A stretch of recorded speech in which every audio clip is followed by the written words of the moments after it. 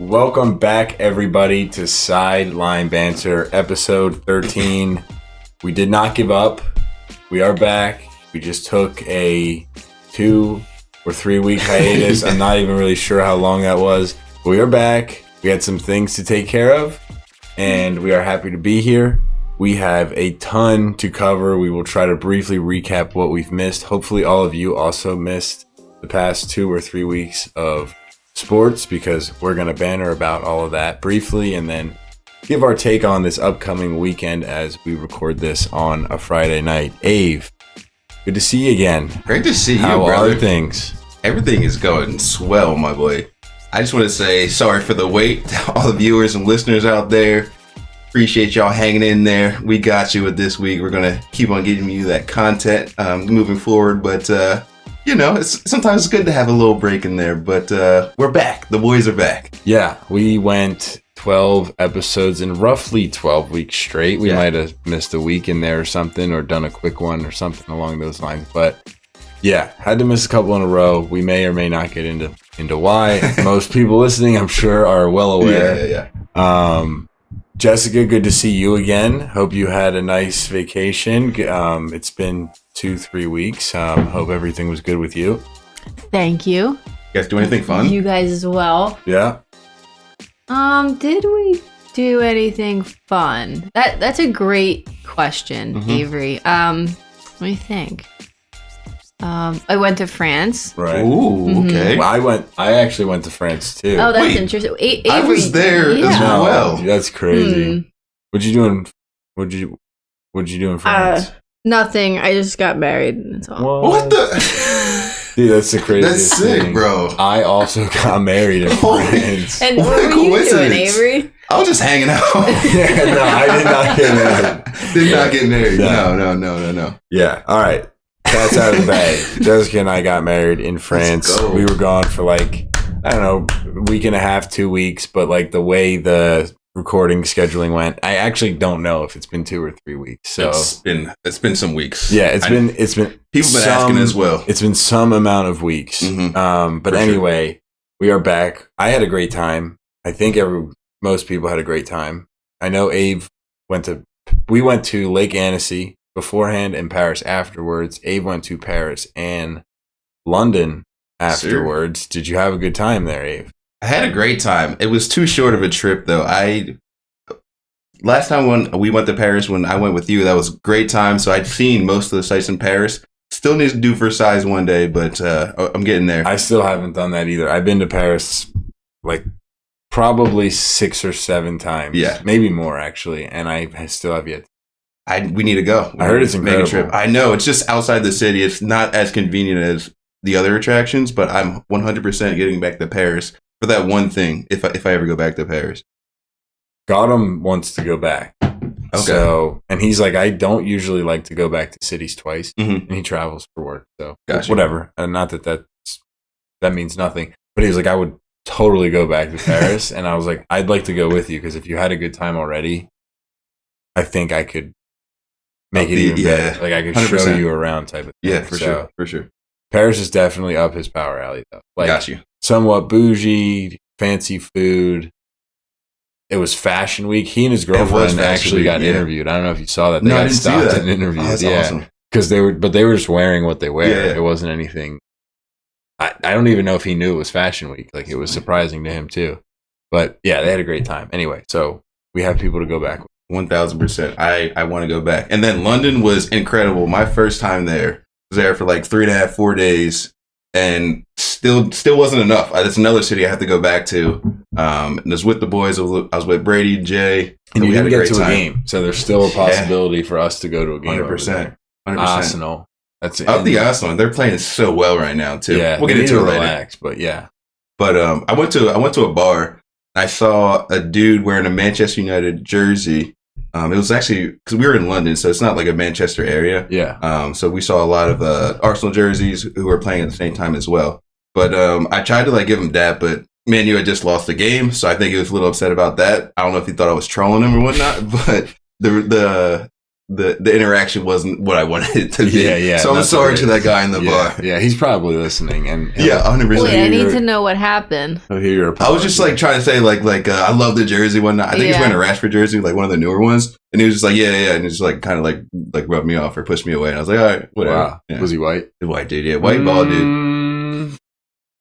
I feel like you got the true like experience though from the locals. Feels English. Yeah, very English. Yeah, for sure. yeah. I mean, I would do it again because I want that interaction. I've got to have it, but it just didn't happen this time. It'll come next time, hopefully. See, we can discuss that because I feel like you're used to Philly, and in Philly, if you say, "Oh, I like your jersey," you get to go Birds back or something. Yeah. I said "Go Birds" to Zach Bryan on a plane. He was flying home from Paris. And I don't want to be weird and be like, "Oh, what's up? I like your music. I love you. Let me suck your wiener" type stuff. But I did want, like, he's not the biggest star, especially, this was like a year ago now. Though.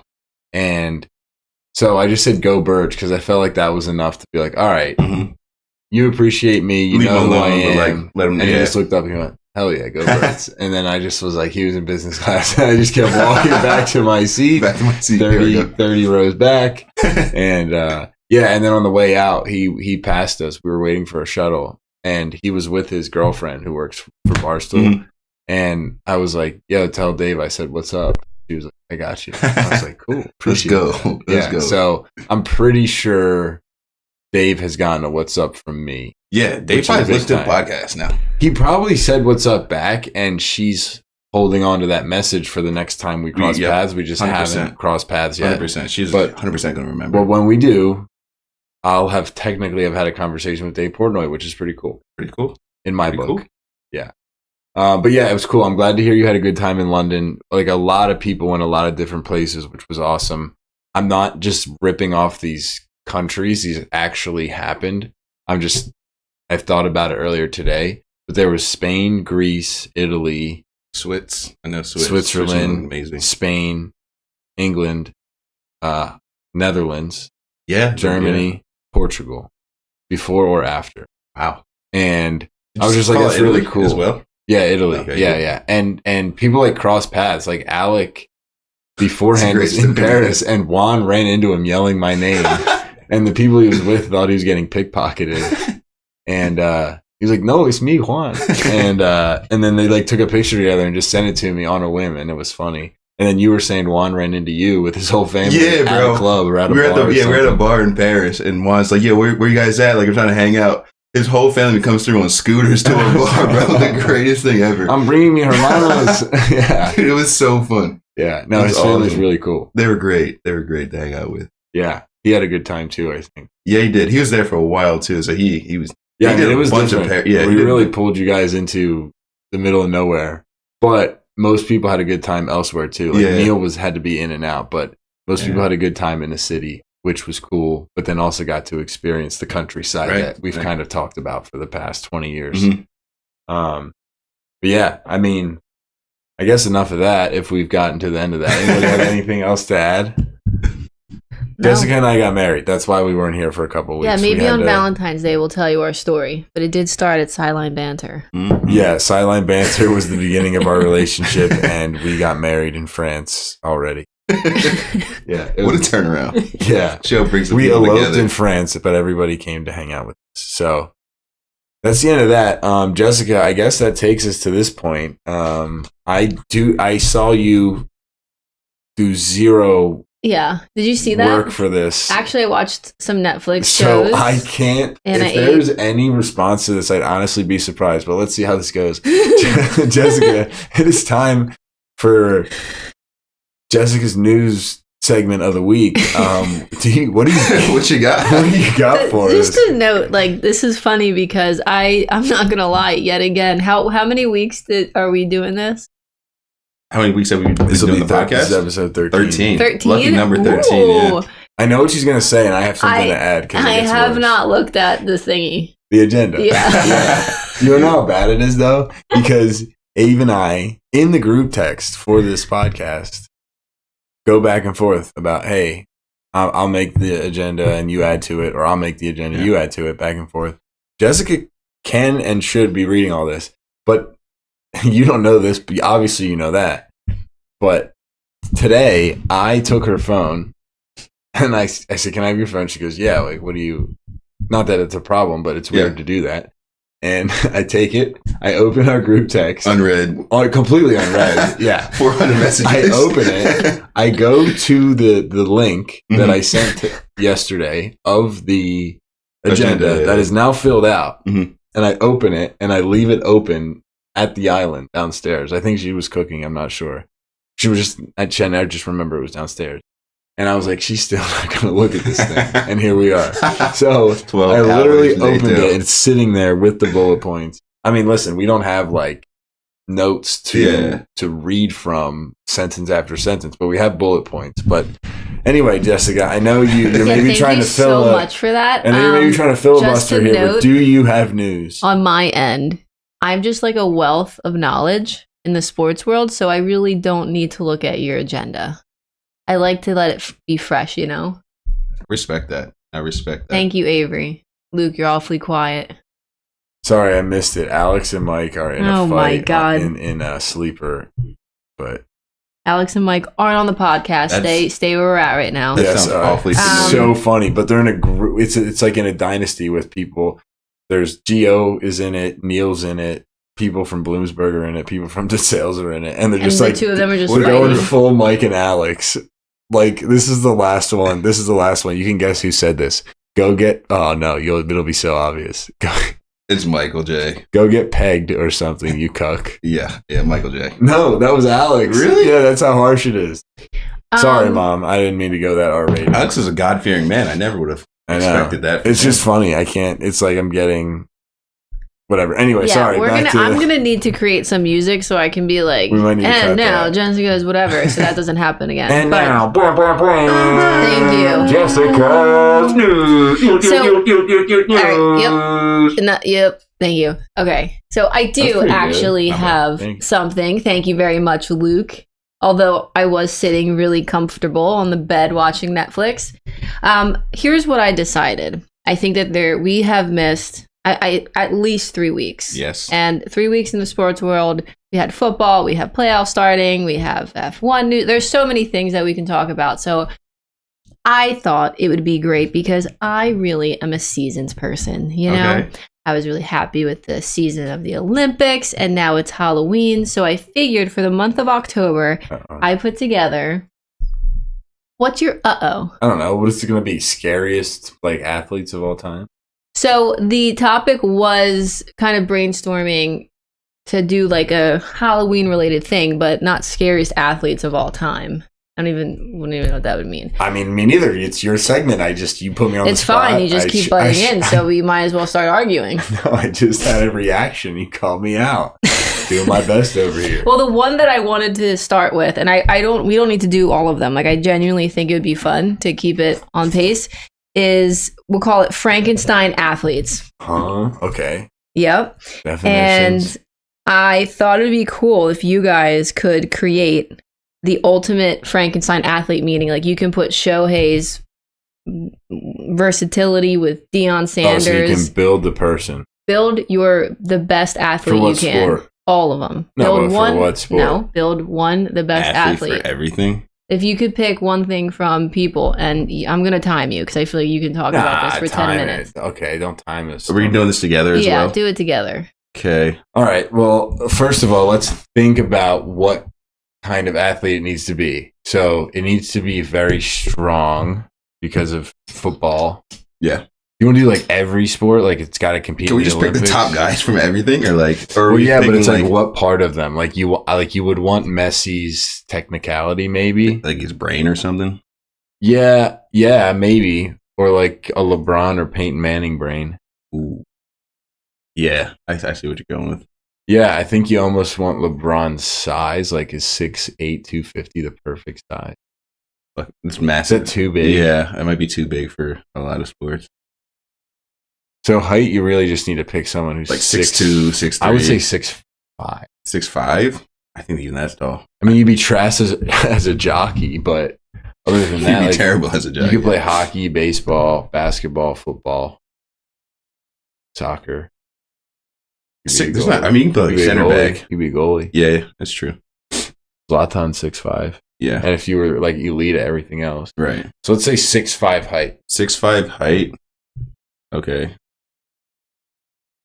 And then we're not calling it from anybody. It's just he's just 6'5" height. Well, okay, we can pick someone who's 6'5", I guess, if you want. It's the most random person that's 6'5". Yeah, we'll take that. We'll take Zlatan's height. Okay, Zlatan's height is fair. Zlatan's height. I know the speed. We're taking Usain Bolt's. Yeah, we'll take Usain Bolt's speed. Good call. Let's do like a quickness thing, like maybe Tyreek's quickness. Tyreek is good. Is anybody quicker than Tyreek? Or we can say agility. I feel like a hockey player's agility is better than Tyreek's because like the way they move, they have to be so quick with it and like move left to right, back and forth. They do, but do we know a hockey player? No, not at all. Like Saint Martin is a guy in the past, but I might be like missing out on the quickest. I think he might actually be the quickest. He played on the Lightning for a while. Let's say Tyreek's quickness. Okay. And then, so we have speed, quickness. You're saying like footwork of Messi? Yeah. Yes, actually. Let's just say Messi's footwork. Okay. Like, because I'm thinking football and basketball, like, that would translate pretty well, I think. Give or take, yeah. I mean, it's Messi. It's like next level from anybody else. Yeah. So eye-hand coordination, that'd be a tough one. It's got to be a baseball or hockey player. That'd be like a Wayne Gretzky or like a Barry Bonds. Interesting. I was thinking like Kyrie. Okay.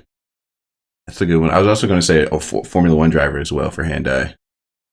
That would be like reflexes. Okay. 100. Hand-eye, Kyrie, I like that a lot then. But like I see your point. But like I feel like you could develop Kyrie into a good second baseman or shortstop just based on his dribbling abilities. Yeah. The way you can like pause, you can handle the ball. All right. Yeah. No, I see what you're saying. But my shortstop in college was a great point guard. Okay. We would play pickup basketball. Yeah. Just the way he handles balls. Yeah. There's no other way to say it. So like Kyrie's eye-hand coordination is really great. Like I feel like he could catch. That has to do with catching too. Mm-hmm. Like he can catch balls. He can catch balls. He can dribble them. So we'll go Kyrie's eye-hand coordination. He can put him through his legs. Behind his back. Otherwise, you just pick like a great fielder in baseball, but I think it's worth going Kyrie because it's hard to dribble a basketball. Yeah. All right. Kyrie's hand-eye. What other things should we think about? We got height. Strength. Probably like a Bo Jackson. You'd want that. No. Why don't we go Trent Williams? Trent Williams. Like the strongest guy. Oh, the lineman. Yeah. Okay. Or like Lane Johnson. Yeah. But you wanted to translate through sports, though, is what I'm saying. Like, you wanted to be able to do everything. Is anything worse being stronger? Yeah. Like, you can't shoot a basketball if you're too strong. No, if you're mobile, you can. So let's think mobility now. Okay.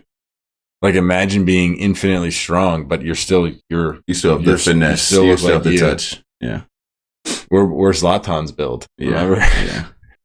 All right, maybe we got to switch that one.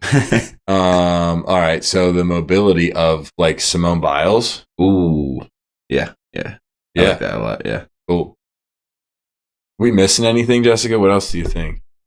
So you have Zlatan's height, Usain Bolt's speed, Tyreek's quickness, Messi's footwork, Kyrie's hand-eye coordination, and Simone Biles' mobility. Who did you want to go with for strength? It's like you're creating like a my player. Strength, we're going to go... Who's the strong...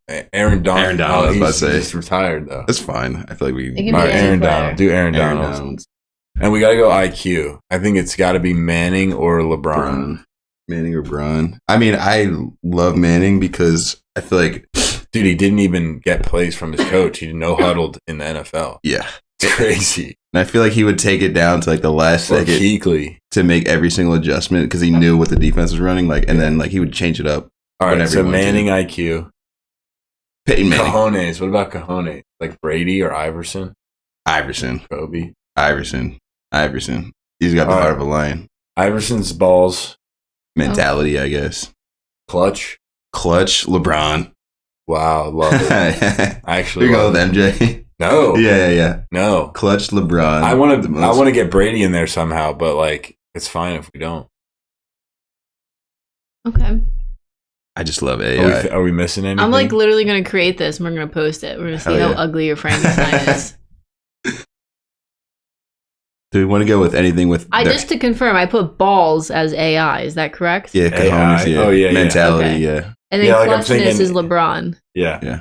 Okay.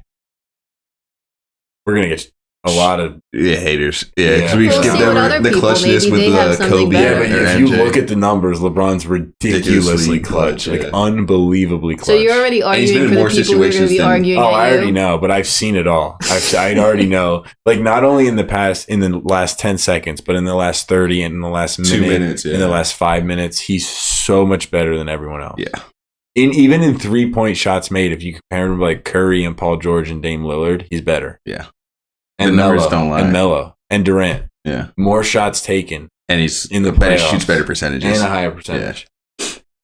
Okay.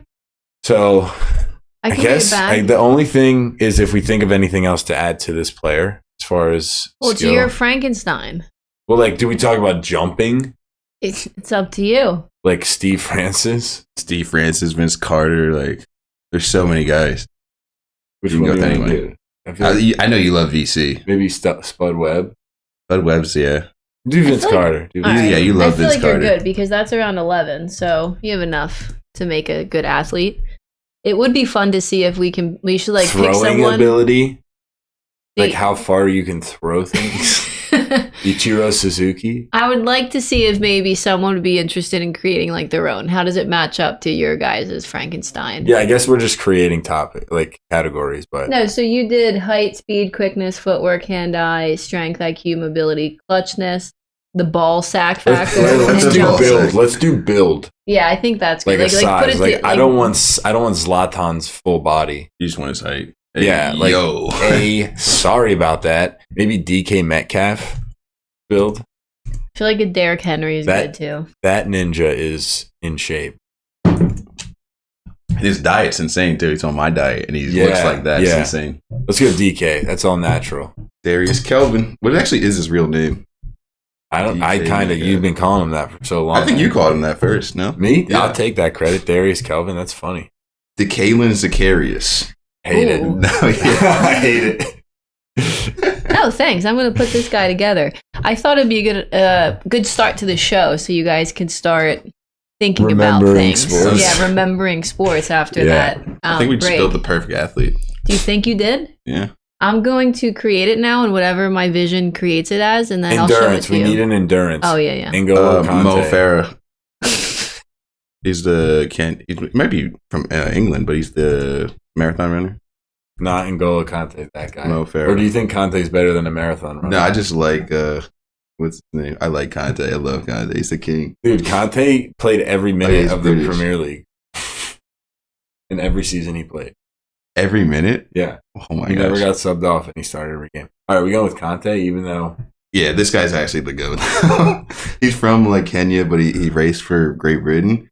Considered one of the greatest runners of all time. His 10 global championship gold medals make him the most winningest, blah, blah, blah. I mean, for this purpose, I think we're building the best athlete. We got to take Mo Farah. All right, Mo Farah. MoFarrah. That's incorrect. 1 R. All right. But he is an absolute legend. But N'Golo Kante is one of my favorite athletes ever. Maybe my favorite athlete ever. He's the guy. Awesome. And you've been ripping him on Rush. Yeah. Man. All right. Well, there's our Frankenstein athlete for Halloween, Jessica. Hopefully, thank you. It's not too many topics. We will stop there, though. Look at the numbers. Just look incredible. Back to you in the booth. See? I feel like you guys are thinking now. Incredible. It's G, G, G, G, G, G, G, silver, G, G, G, G, G, G. King. Those are all marathons? He's your endurance. He's running 10,000, 5,000. The awkward silence. I don't know if it's marathon, but he's a long distance runner. 1,000 meters? 10,000 meters. Okay, so 10 kilometers. I guess so, yeah. So 10 kilometers. That is not a marathon. But he's a long distance runner. we maybe need to go Conte. Okay. Conte can rip 10 kilometers. Any player that's played for Liverpool because they're cheaters. All right, we'll keep the most solid guy. Fair. Jessica. You just said like an Italian dish. Back to you. Thank you. You're welcome. So the only other thing I have, because I know we're going to dig into all the exciting stuff, and you can stop me. I'm going to try and say keywords to see if this is on our agenda. Red Rover. Yeah. Oh, okay. All right. Yeah, that's going to have to be paused. Okay. All right. Well, then that's the end of my stuff. Oh, thank you, Jessica, with the new. I'm just trying to help you guys out, make you guys get ready for the show. No, that's good. That's great. There's so much to cover, and that was a great way to cap off a break. We built a little Frankenstein athlete to get our juices flowing. And it's Halloween. I think that's perfect. Halloween's coming up. It's Halloween time. Yeah. So, all right, Ave, I think it's more than obvious where we need to start. Americano. We kicked off the last episode, I believe, leading into the NFL week 1, which is obviously the most. Well, I shouldn't say obviously. I'm sure there are some people where it's not the most, but I feel a large margin. That's the most exciting sport for us to cover. Yeah. Yeah. And then we left the people hanging big time. Big time. I'm pretty sure that you and Jessica both lost week 1 by picking the Bengals. Yes. And I won picking the Saints. Yes, you did. Maybe we just refocus on that one. Okay, for week 5. Again. Okay. I'm okay with that. Let's get our picks in. I don't think we saw that coming. I am gonna yeah. I'm gonna give a brief NFL recap so that, I mean, I'm sure a lot of people know, but anyway, in the AFC East, Buffalo is leading the charge at 3-1. The Jets, in my opinion, Abe, are underperforming a bit. Rodgers' chemistry with the offense isn't quite there. Breece Hall had a weird game last week. I did just trade for him, so I'm not overly worried necessarily. It was in a dynasty, so I'm kind of happy about that. Mm-hmm. Breece Hall, his backup, who's 20, Braylon Allen, and 2 first-round picks for Malik Neighbors. So, I mean, Malik's going to be phenomenal, and wide receivers have longer longevity, of course, but I'm very happy. Yeah, I just traded someone else, too, for Chain and 2 firsts, I think, or Chain, a first and a second, I forget. I'm offloading my team because it was dog cheese. Anyway, I'm getting off track. Back to the NFL. Back to the, New England and Miami round out the AFC East, both at 1-3. New England, to be expected. The Miami Dolphins, largely due to Tua's injury, concussion again, unfortunately. It really stinks to see that. Fantasy production out of that whole team. Chain's been okay, but everybody else has been horrible. Again, largely due to Tua being out due to concussion protocol. Pittsburgh 3-1. They were 3-0. They just lost the first time, I believe, last week. They were one of the undefeated teams. Not the prettiest football, but like Pittsburgh never really is, so I don't think they're all that worried. But I don't know. Justin Fields, we'll see how far they go. They always find a way to win. It's just, I don't know. I still feel weird about it. I'm not overly impressed for some reason. Baltimore 2-2, however, easily could be 4-0. They look the best in that division from my perspective. And then Cleveland and Cincinnati both 1-3. Both teams probably better than 1-3, but just underperforming right now. Cincinnati doesn't seem to be clicking on offense. Neither does Cleveland, but I don't know if they will, because who knows what this Sean Watson has left in the tank. Jameis Winston time, boys. Yeah, bring out the boy. So that division's pretty fun, and especially it's going to be competitive. Big matchup this week. We've got the Bengals and Ravens. So we'll see if the Bengals can turn their season around and if the Ravens can keep up the momentum. Yeah. So that takes us to AFC South. The only surprise here, I think, is just how bad the Jaguars are at 0-4. I don't know that anybody thought they would be great, but Brian Thomas looks good, the wide receiver from LSU, rookie. But Trevor Lawrence looks horrible. ETN looks average, and they are getting scored on a ton. So Houston Texans lead that 3-1 with Indianapolis at 2-2, and then Tennessee Titans at 1-3. I love the Will Levis memes that have been going around. Oh my gosh. He makes some of the worst plays I've ever seen. Yeah, and then have you seen the ones where it's followed up by a play that actually works? And he's like, Coach, this is what I was trying to do. And it's like somebody doing the same thing, but then the kid, it's like in high school and he runs for a touchdown. It's like, I told you, Coach. It works. Trust me. So anyway, Houston looks good. Shout out Sketch. Stephon Diggs is having some good games down there.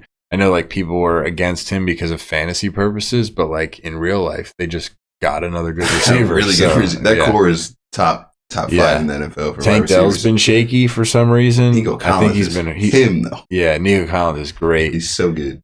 He's dealing with some injuries still, but he's coming back. I think he's going to play this week. And then Mixon's been hurt too. Yeah, he's out again this week, which sucks. I have him on my fantasy team. It's great the first 2 weeks, and then injuries since then. Yeah, and then Richardson's had, I think, concussion thing in Indianapolis, but I think he's playing shoulder, maybe. Oh, okay.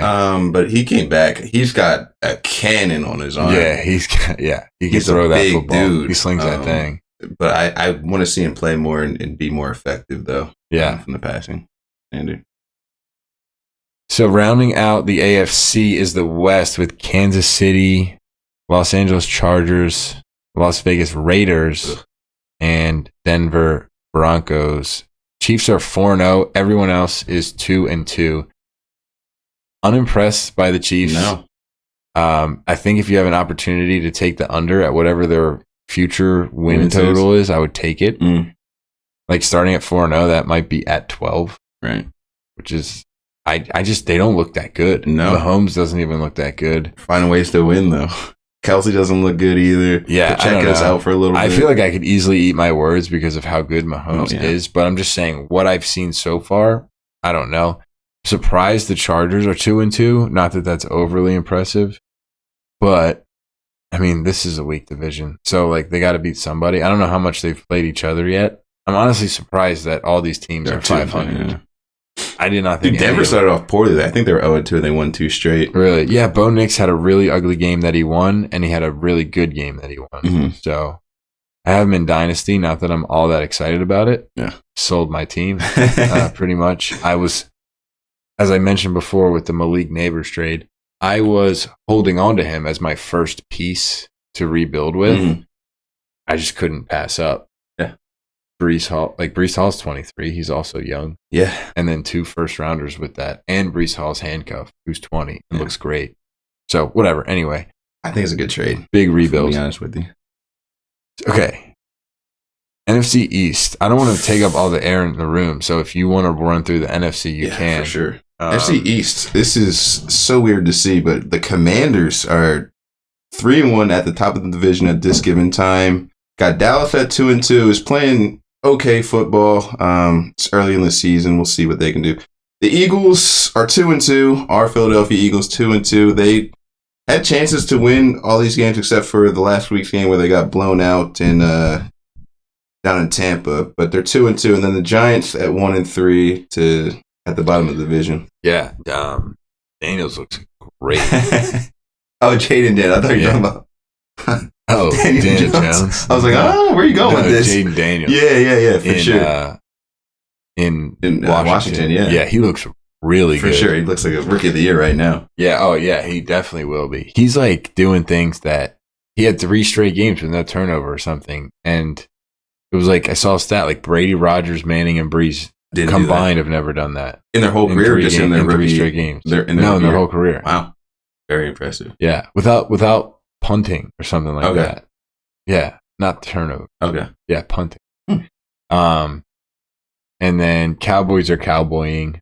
They'll be pretty good in the. Yeah, they'll be fine. They'll be fine, and then probably not win. Their defense is just like so small. That's their only issue. Like they can't really stop the run at this point. They might. Yeah, they're actually probably worse than they usually are. Yeah. And the Eagles. I don't even want to talk about it. It's just like, yes, I know we got some injuries on offense, but that was ugly. That was last week was terrible, yeah. But like I said, besides that, the game that they lost was very winnable. Maybe some coaching decisions in some places. Yeah, but that Saints game that they did win like I'm scrambling to watch these because I've been overseas pretty much the whole time. But like that Saints game, what was that? Mm-hmm. It's like 3-0 in the middle of the third quarter. Yeah. We ended up winning. What was it, like 15-13 or something like that? Yeah, our It's offense like is to the not Saints. scoring. Yeah. I mean, the Saints are. They came out the gate hot though. The Saints have been playing well. I don't really believe that they can be that good of a team. Mm-hmm. But like, I don't know. We got to be better than that, or we're We not. do. We're not going to win a Super Bowl. It's not a Super Bowl winning rate. team. Yeah, it's not a And Super Bowl it's winning supposed team to be. at this. I guess is my thought. And we're supposed to. And then the Giants, whatever, who cares? Malik Neighbors is But sick. just Everybody knows Very that. surprising with the Commanders being the top of the division. Yeah, for sure. It's interesting because you don't see a back-to-back winner of the NFC East. I think it's been, like 15 years or something. So if Washington won, I mean, I don't think the Cowboys are going to win, but if Washington won, that'd be interesting. Yeah. I mean, as long as it's not the Cowboys. Yeah. And then NFC North, we've got one of the hottest teams in all of football. We've got Sam Darnold leading the Minnesota Vikings to 4-0. 4-0. It's crazy. Detroit's at 3-1. We expected them to be pretty good this year. Green Bay 2-2. Their quarterback got hurt. He's just coming back. They lost last week. And then you got Chicago 2-2, which pretty good for a rookie QB. Yeah. I mean, my take on this division is that it'll probably flip-flop. I think that Lions come out on top. I think Lions and Green Bay will be 1 and 2 in some order. Mm. I think Vikings are fine. I just think the other two teams are better. I mean, Sam Darnold, good on him. I do think he's a professional quarterback. I think it's got to regress to the mean at some point. Mm-hmm. And there's a reason he's a backup quarterback. Justin Jefferson will still be great. But like, I don't see that Green Bay and that Lions team ending up behind that Vikings team for any reason. I agree with you. The Bears are cool. Keenan Allen needs to play. The O-line needs to play a little bit better. Caleb Williams, same old story. they're winning, but he's not playing That great. great. So they need to play better. If they're lucky that they're 2-2, Yeah. they're still in the mix for sure. It's a rookie quarterback. They need to play better if I they don't know want to they're make the playoffs. really expecting playoffs. I mean, if you have the number one overall pick, I get that you've ramped up. You went out and got Keenan Allen. I was going to say, I totally could see that, but they did go buy Keenan Allen and they signed DJ Moore. Yeah. And they did not need to get Keenan Allen. The team people would have been saying, oh, DJ Moore and Rome Odunze, that's a good wide receiver duo. Mm-hmm. They did extra. Yeah. So, but Keenan Allen, same old story. He's hurt again. I don't know if he's going to play this week. So I don't know. It's just a tough time. But you have a rookie quarterback being 2-2 is, I bet, better than their expectations at this given time, even if they did go out and get Keenan Allen. yeah. NFC South, so they had a big matchup last night, Thursday night football game. This game went into OT, and Atlanta went and got the W last night in OT. So they're at 3-2, top of the division. That was a good game. You've got the Tampa Bay Bucks, who they played last night at 3-2, also in second place. Baker Mayfield's having a really, really good season. Yeah. You've got New Orleans Saints in third place at 2-2. Like I said, it got out the gates really, really hot and cooled down over the last couple of weeks. Then Carolina got out the gates terribly. Sat down their number one overall pick, Bryce Young. And they started Andy Dalton, and he came through with a win. Yeah. But they're at 1-3 to round out this division. Yeah, the Bucks are fun. I'm happy to see Baker do well because, I'm an Oklahoma fan. He is playing really well. Like, he's top 5 in many statistics. That, what was it? The Saints team. I don't know what it is. Kamara, was the best running back for 2 or 3 seasons in a row, or top 3 for 2 or 3 seasons in a row in fantasy. And then I think he got hurt and missed a full season. He got suspended as well. Okay, so that's what it was. And then people just never drafted him high. People have been drafting at him in between the late 2nd and 4th rounds ever since. And that's been the past 4 years. And he's been great every year. Yeah, I don't think I'm making that up. He's great again. Last year he was great. Mm-hmm. And he still just goes in the 3rd-ish round every year. And I don't know. And I'm one of the people who skip on him. I know. Well, as a running back, he's an RB2 every year. And I'm wait, he's still really, really It good. doesn't make any sense. Yeah, he's performing so well. And he catches, like, he leads that team in receiving, which is, like, huge in fantasy football. Like, I don't know. Especially in the PPR league, he's so good. It's so weird. Yeah. I'm actually going to look that up. Yeah. But anyway, yeah, that's the NFC South. But I wanted to wrap up one more thing. So I did make a bet on Baker Mayfield last night. There's an odds boost for Baker Mayfield plus 200 passing yards. This guy had 75 passing yards in the first quarter. Yeah. He ended the game with 185. Dude, you should have went with Cousins. Didn't he have like 500? I don't know, but I was just so upset about that. Yeah. 200 yards didn't seem crazy at the time, and he had 75 in the first quarter. I'm like, oh, this is a shoo-in. And then he didn't do it. Dude, look up how many yards Kirk Cousins had. I'm looking at it right now. I'm pretty sure he had like 500. I mean, the game was 30-36, so I have no idea how Baker Mayfield did not surpass 200 plus passing yards. He had 509 on 58 attempts, 42 completions, 4 TDs, 1 pick. Crazy. All right. So I might have exaggerated a little bit, but not really, because considering in a legitimate fantasy football league, there's 12 teams. Yeah. RB1 means you're top 12. So you're 12-1. Mm-hmm. Since 2017, this is Alvin Kamara's ranking in PPR. 3, 4, 9, 1, 8, 16, 11, 1.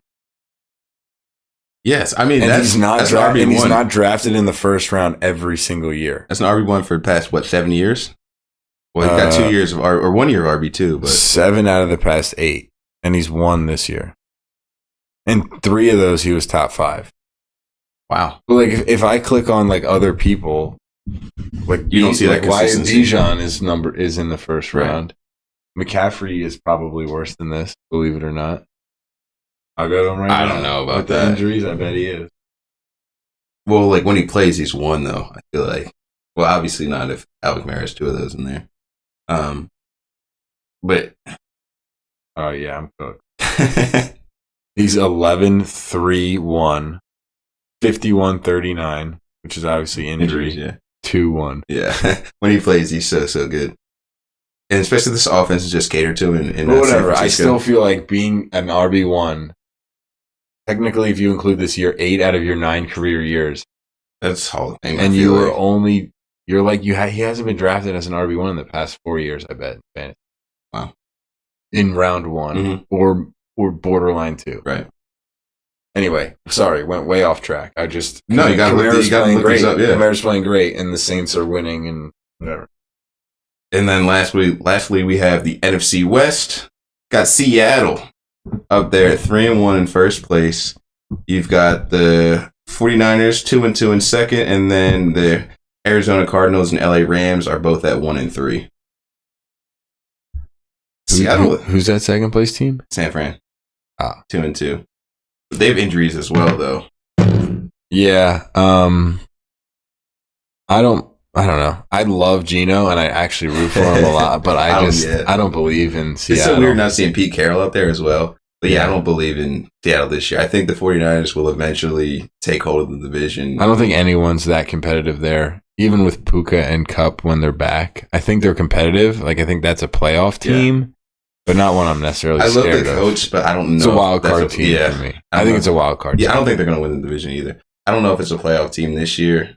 The Rams. Yeah, the Rams. Oh, I think it's too late now. I'm saying, like, if Puka and Cup were on that team all year, it's a wild card team, I think. Okay. You don't have to agree with that. I just want to clarify. No, that's fair. That's fair. I can get on board with that. I do love that what K1's doing this year, though. Yeah. I don't think he had a good week 1, but after that, I think he's been pretty good. Yeah, he has been. And Marvin Harrison is... He's very, very good. He didn't have a good week 1 either. No. He's very good. And then he's already doing things his dad never did. Right. Which, I mean, they get kind of picky and weird about that, but whatever. I saw something after week 1.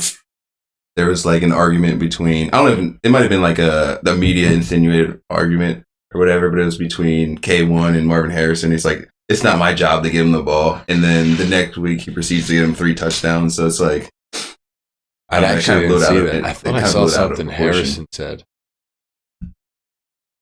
Harrison said, what did he say? I think it was actually something about his drops. Because he only had 1 catch on 4 targets or something. Harrison was like self-deprecating. Okay. So I got to be better than that. After the first game. Gotcha. Yeah. Well, he showed up in the second game, and he's been showing up ever since.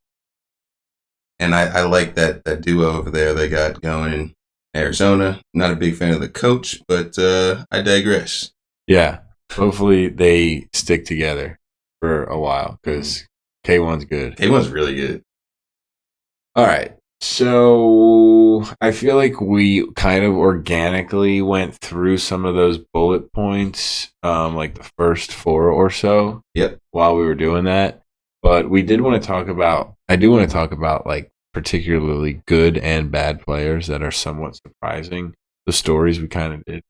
I do want to shout out Saquon Barkley. That was a huge signing. He's been really, really good.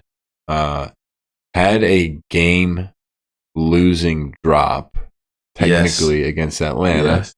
Would have won us the game if he caught it, but he's been phenomenal. Been great. So nothing to complain about. Nico Collins has been absolutely balling. Baker Mayfield and Sam Darnold are doing their thing for 100%, sure. 100%. And Bucky Irving, which sucks because I'm invested. You got Rashad? I'm invested in Rashad, and I think he's a great back, and I think he'll get more and more use than he is right now. Mm-hmm. But good for Bucky Irving, man. It's pretty fun, and Mike Evans still doing it. He just got his 100th touchdown. You guys are giving me stuff for picking him in the second round. He just got his 100th touchdown. I know we're gonna have to revisit that team at the end of the year. He's on his way to 1,000 yards again. Like he's doing it he's Mr. Consistent. He's one of the most consistent players of all time. So those are my goods. Some of my bads, and then you can take over if you want any. I'm trying to think. Well, I'm gonna keep filibustering. Yeah. So some of my bads have to be Trevor Lawrence. $275 million for 5 years, and he's performing like this. It's bad. Who else? I wanted to say. I think it was just too obvious. That's why I kind of let it go. Oh, Kyle Pitts still. Sorry to anyone who's still drafting Kyle Pitts in 2024. The dude has what you would think incredible talent, and he just continues to not produce statistically. It's crazy. Like his rookie year was pretty good. He didn't score a touchdown, but he had like 1,000 yards. Mm. He had 0 points last week. I think he had 15 this week, but I don't know. He's been horrible. And then last but not least, Daniel Jones. Oh, that's not who I wanted to say, but should be. I'll just say Travis Kelce. Oh yeah, 100%. He's been underperforming for sure. I mean, I want to say be funny and just do like the Taylor Swift curse thing, but he had a great season last year and won a Super Bowl, and she was right there, and they were so. But he sucks ass this year. Yeah, it looks like the Monstars stole all this talent. Jessica, you got to come. But question: Mm-hmm. Isn't he actually like only a year younger than Gronk at this moment? I do not know that. He is definitely. I'll look into it. It is definitely reasonable for him to be through and past his prime. I'll say that. Yeah. Oh, he's 34, I think. Okay. Which is like, you don't have to be in your prime at 34 as a tight end. You should be in your prime. So. Yeah. Especially if you've been playing. Most of you are retired. 10 plus years, 12 years. Yeah, like he's been the best tight end for the past 6 or 7 years. Yeah. It's about as long as you can be the best tight end for. Yeah. I think. Yeah.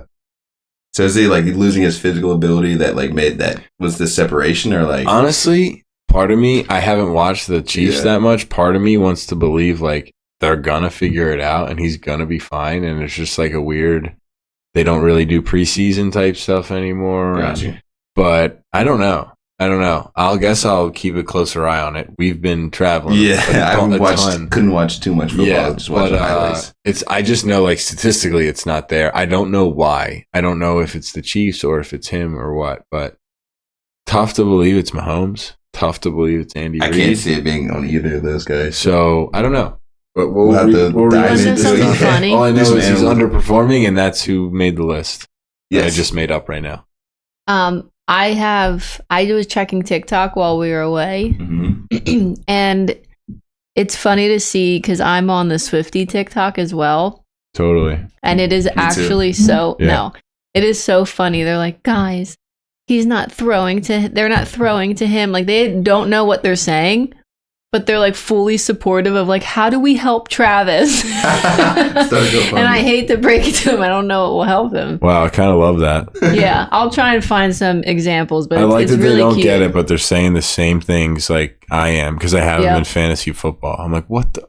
Yeah. Gotta throw to him. Yeah. Breaking his heart. Yep. Literally. Yeah, that's awesome. Abe, did I filibuster long enough for you to throw to somebody? So on my bad list, my ban list from betting, Deshaun Watson. What are we doing out there in Cleveland? He fooled us all. Well, no, he didn't. Dude, he got the absolute bag. Like you said, that Trevor Lawrence got the bag. Yeah. He got his all money guaranteed. Yeah. The Browns have to pay him all this money, and he looks clueless. I don't really understand what happened. He was so good for with the Texans. A big enough sample size. Yeah. I guess this whole lawsuit stuff could like stress him out and like really, but that is someone who the Monstars took their superpower. I'm not kidding. They gave it to CJ Stroud or something. Yeah, they must have. Like, he's not good. He's not like half the player that he was. How much time did he miss? 1 season? I think it was just 1 year, yeah. I don't get that, actually. I don't get, and he's playing with, like, the Browns have been... Seems fine. Yeah, exactly. Especially with, like, when Chubb gets back, like, he should Chubb, Judy, Njoku, Cooper. There's talent out there, for sure. I don't get that and at all. He's been playing so poorly. Yeah. We kind of knew last year, but it was unbelievable. This year, it's like, whoa, okay, you are not good.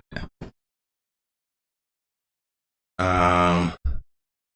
Aaron Rodgers, I mean, he's obviously not in the prime of his career. I think he's 40 now, but... Didn't you go touchdown list, though, almost last week?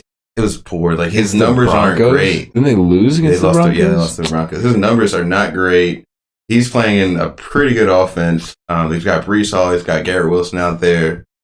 And the numbers are non-Aaron Rodgers-esque numbers. He's just, maybe it's, the tail end of his career. They're still out there winning games. They're 2-2. Yeah. But they say Davante might come. I don't know. Does it make that much of a difference? Yeah. You think so? How could it not? You put what? Huh? I don't get it. He's so good. I know Davante's good, but is Aaron Rodgers going to be able to get it to him? Like, is that the difference? Like, what do you mean? That's his guy. The best receiver he's ever had. The best chemistry. Maybe Jordy Nelson, but other than Jordy, the best chemistry he's ever had with any receiver.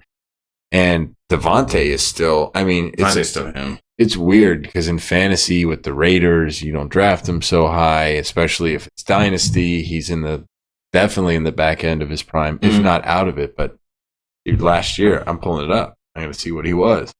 Davante's still...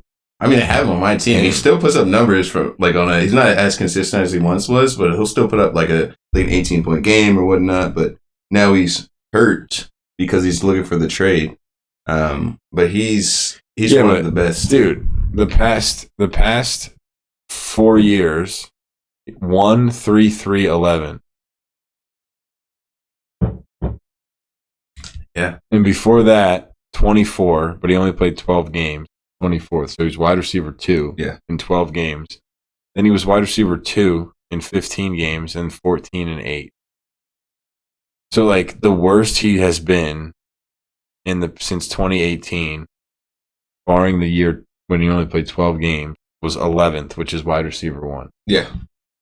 Yeah, and that's 2 of those are with the Raiders. Wide receiver 3 with the Raiders. Yeah, no, I get it. I'm just saying with that Jets team, like even you saw Brees Hall had 1.3 fantasy points last week. Garrett Wilson's not getting off. Like, is he going to draw that much attention to make all these guys that much better? Is what that's kind of my question. I don't know that he needs to draw a ton of attention, but like if he can just make it so that Garrett Wilson isn't double teamed and they're not completely blitzing because Brees has to get the ball, that changes the whole dynamic.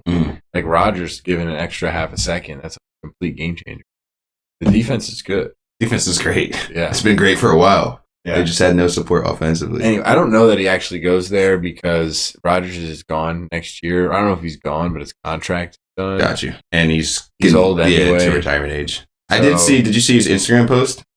So he posted an Instagram story of Edgar Allan Poe. Interesting. Evermore? The poet that's known to be from Baltimore. Baltimore, yes. I believe one of his biggest poems, Raven. The Raven, yeah. So Adams did? Yeah, a little cryptic over there from Davante Adams. That would be crazy. You have him in Lisa Marie? I do. Oh. I do. How much do you like Jaden Daniels? Not that much. I've got Joshua Allen. All right. Yeah, my milk check is fine over here. Dude, I have Lamar and Jaden. I need to trade one. Yeah, it's tough with only eight man league. There's teams without good quarterbs, and they're 1 and 2. Trade him to Jay. Jay's got Caleb Williams still. I know. I don't know why, but he's Jay still doesn't rocking check the app. Doesn't listen to this podcast either. He definitely is not listening to the pod.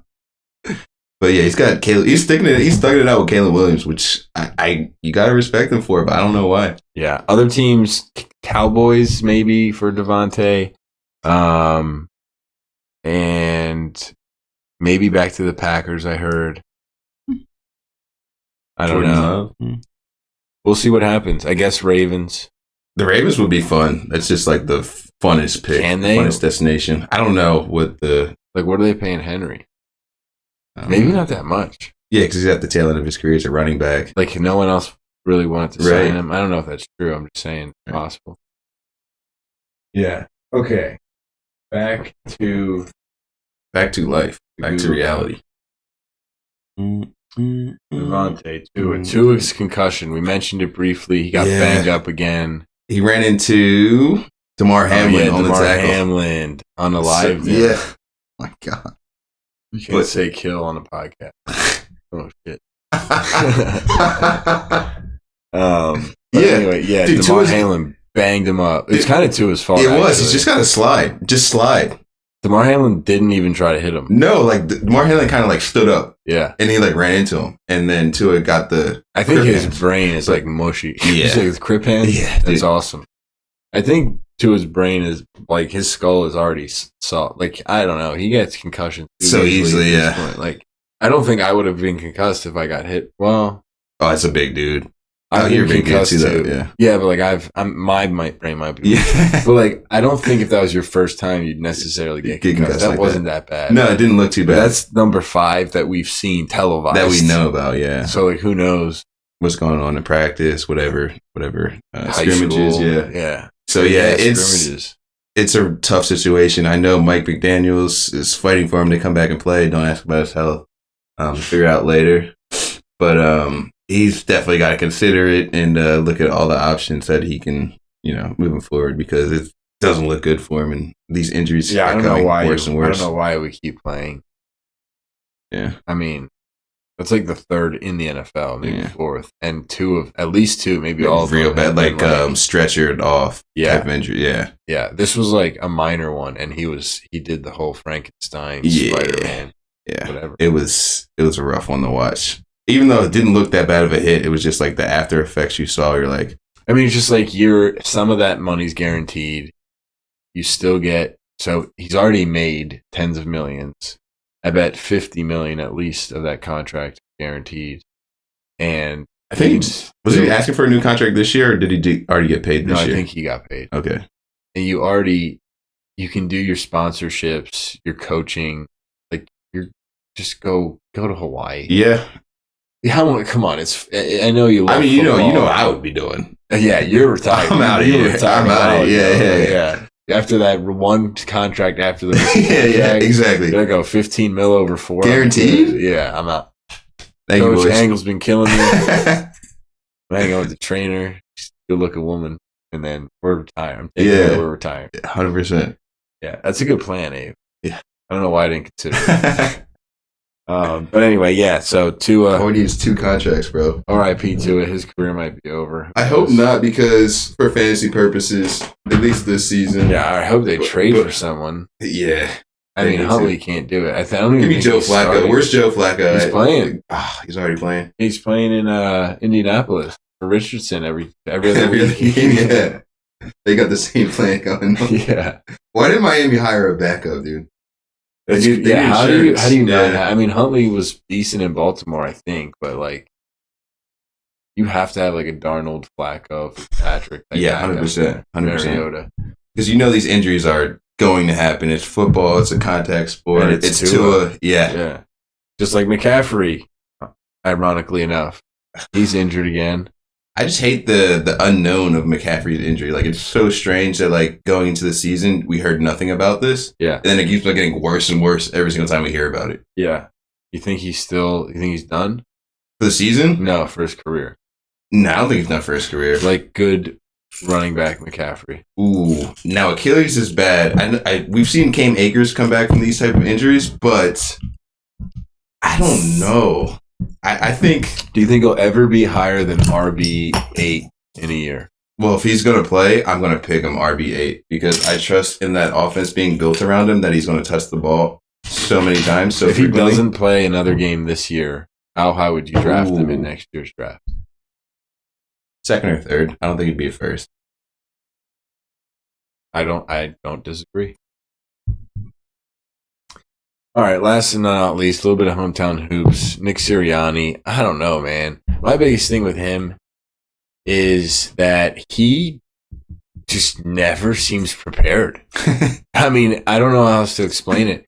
And I don't even know that we go into halftime and say the magic words and then fix it, to be honest. I just think that teams are they know how to beat us. We don't change anything, so they come out and do exactly what they plan to do. Are you saying he's too cocky? Or like you're saying he's just I don't think it's purposeful. I just don't think he's good enough. Okay. I don't think he prepares his players to beat the team that we're playing against. Mm-hmm. Maybe he's too focused on what we're doing. But like, listen, I'm no football expert, but like we've been starting out the games from behind very often. The Saints game we were behind. I think the Falcon games we were behind. Not sure about the Falcons game. The opening game we won, but we did not score first. And we just don't. Yeah. And then, I mean, some teams do great at halftime and they come back. Like, you're saying he's not a good adjustments make. Like, he doesn't make good adjustments. Or he doesn't make any adjustments. Yeah, well, you would want it to be one or the other, or ideally both. Yeah. Like, we have a great game plan, and then or, stuff happens. Or we make adjustments. Yeah. I feel like we're not particularly good at making adjustments.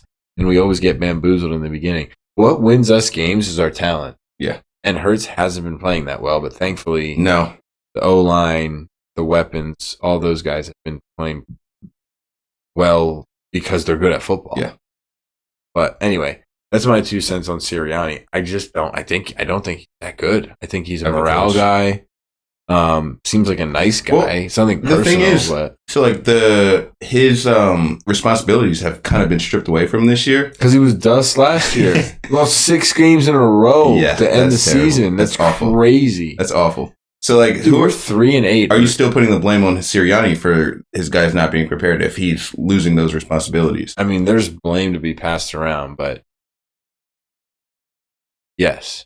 Okay. Because it can also be on their plate too. Mm-hmm. But the preparation, like the OC and the DC, they call the plays as it goes. A lot of times the first 15 plays of the game are already called. Set, no matter what. And it's still the head coach's responsibility to target, like, this is the idea of what we need to be doing against this team. And they should be communicating with both sides of the ball. So, like, yes, I'm happy to blame Sirianni's just the head guy either way. Well, I was going to say I'm happy to blame the coordinators too, but there's no way Sirianni's off the hook. There just can't be. As the head coach, you're responsible for preparation. I agree.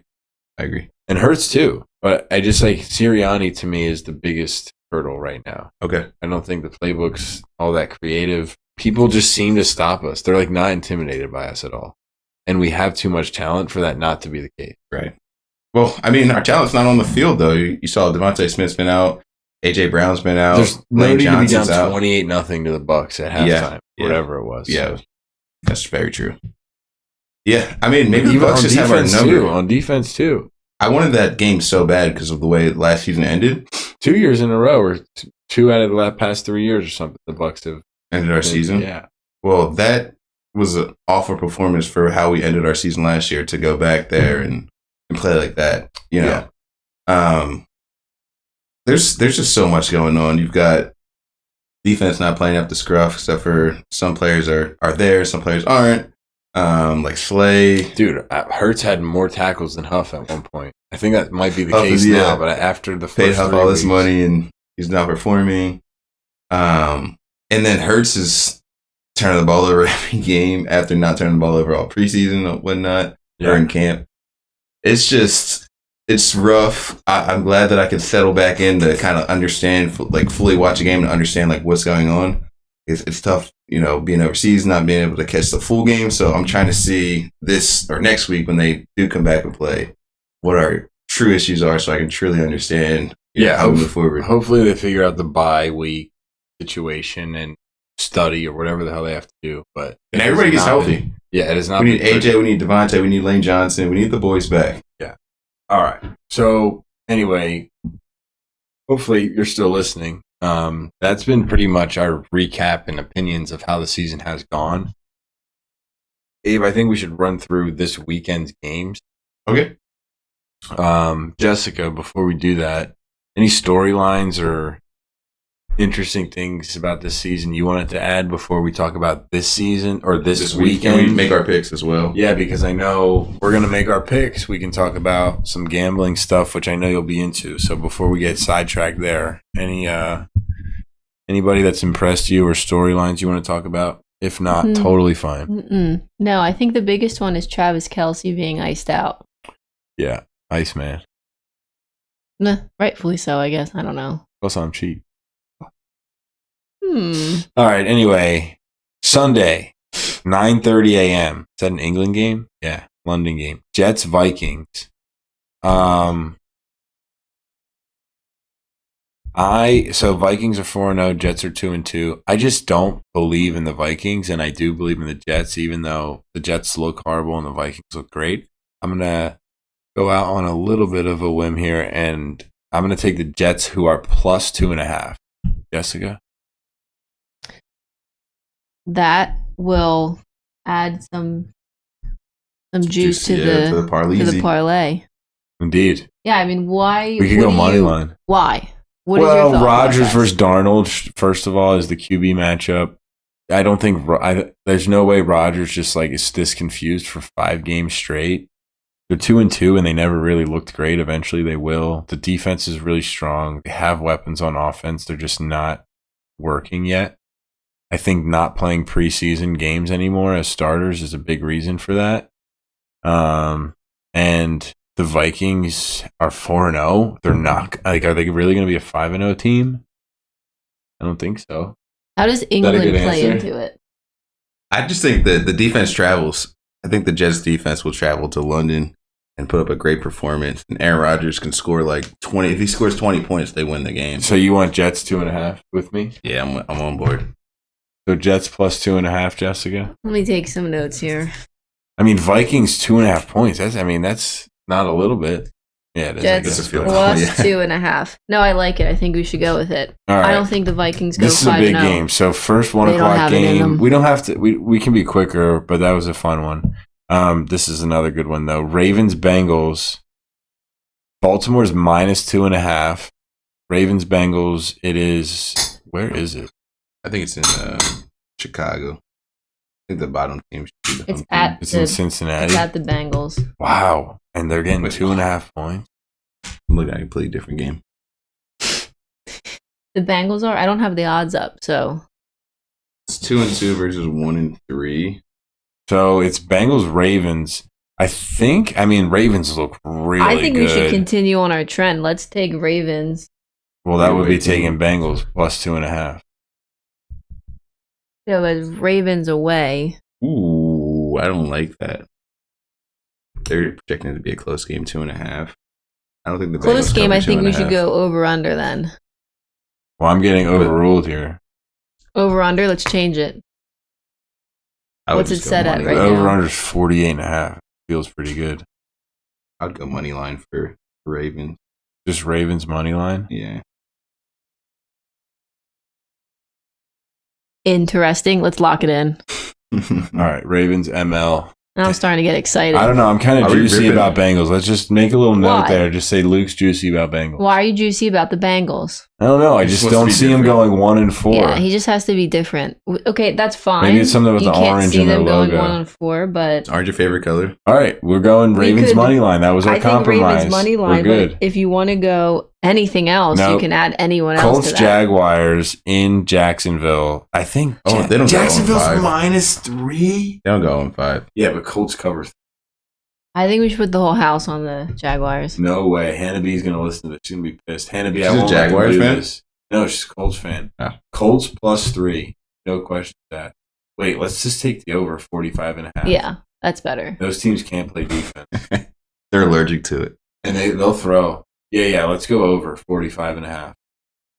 Are we taking a whole parlay for every game? This is great for our viewers. I'm just Listen gonna in. throw one out there for each game. Or if there's like Throw a bet player out there? prop, Okay. yeah. Cool. Miami's -1 in New England. I wouldn't. You know, I think it's 35.5 over under. Is that freaky? Should we take Well, I the mean, under? they don't think that Miami is going to be like coherent on offense. That's Yeah, the so thing. let's take New England to win by or to lose by less.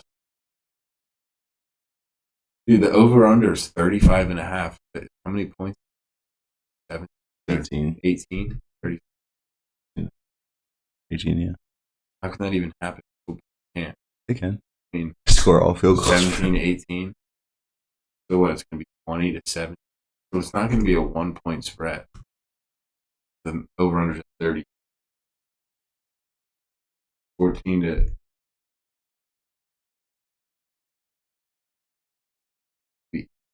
18. Never. It could end in a tie.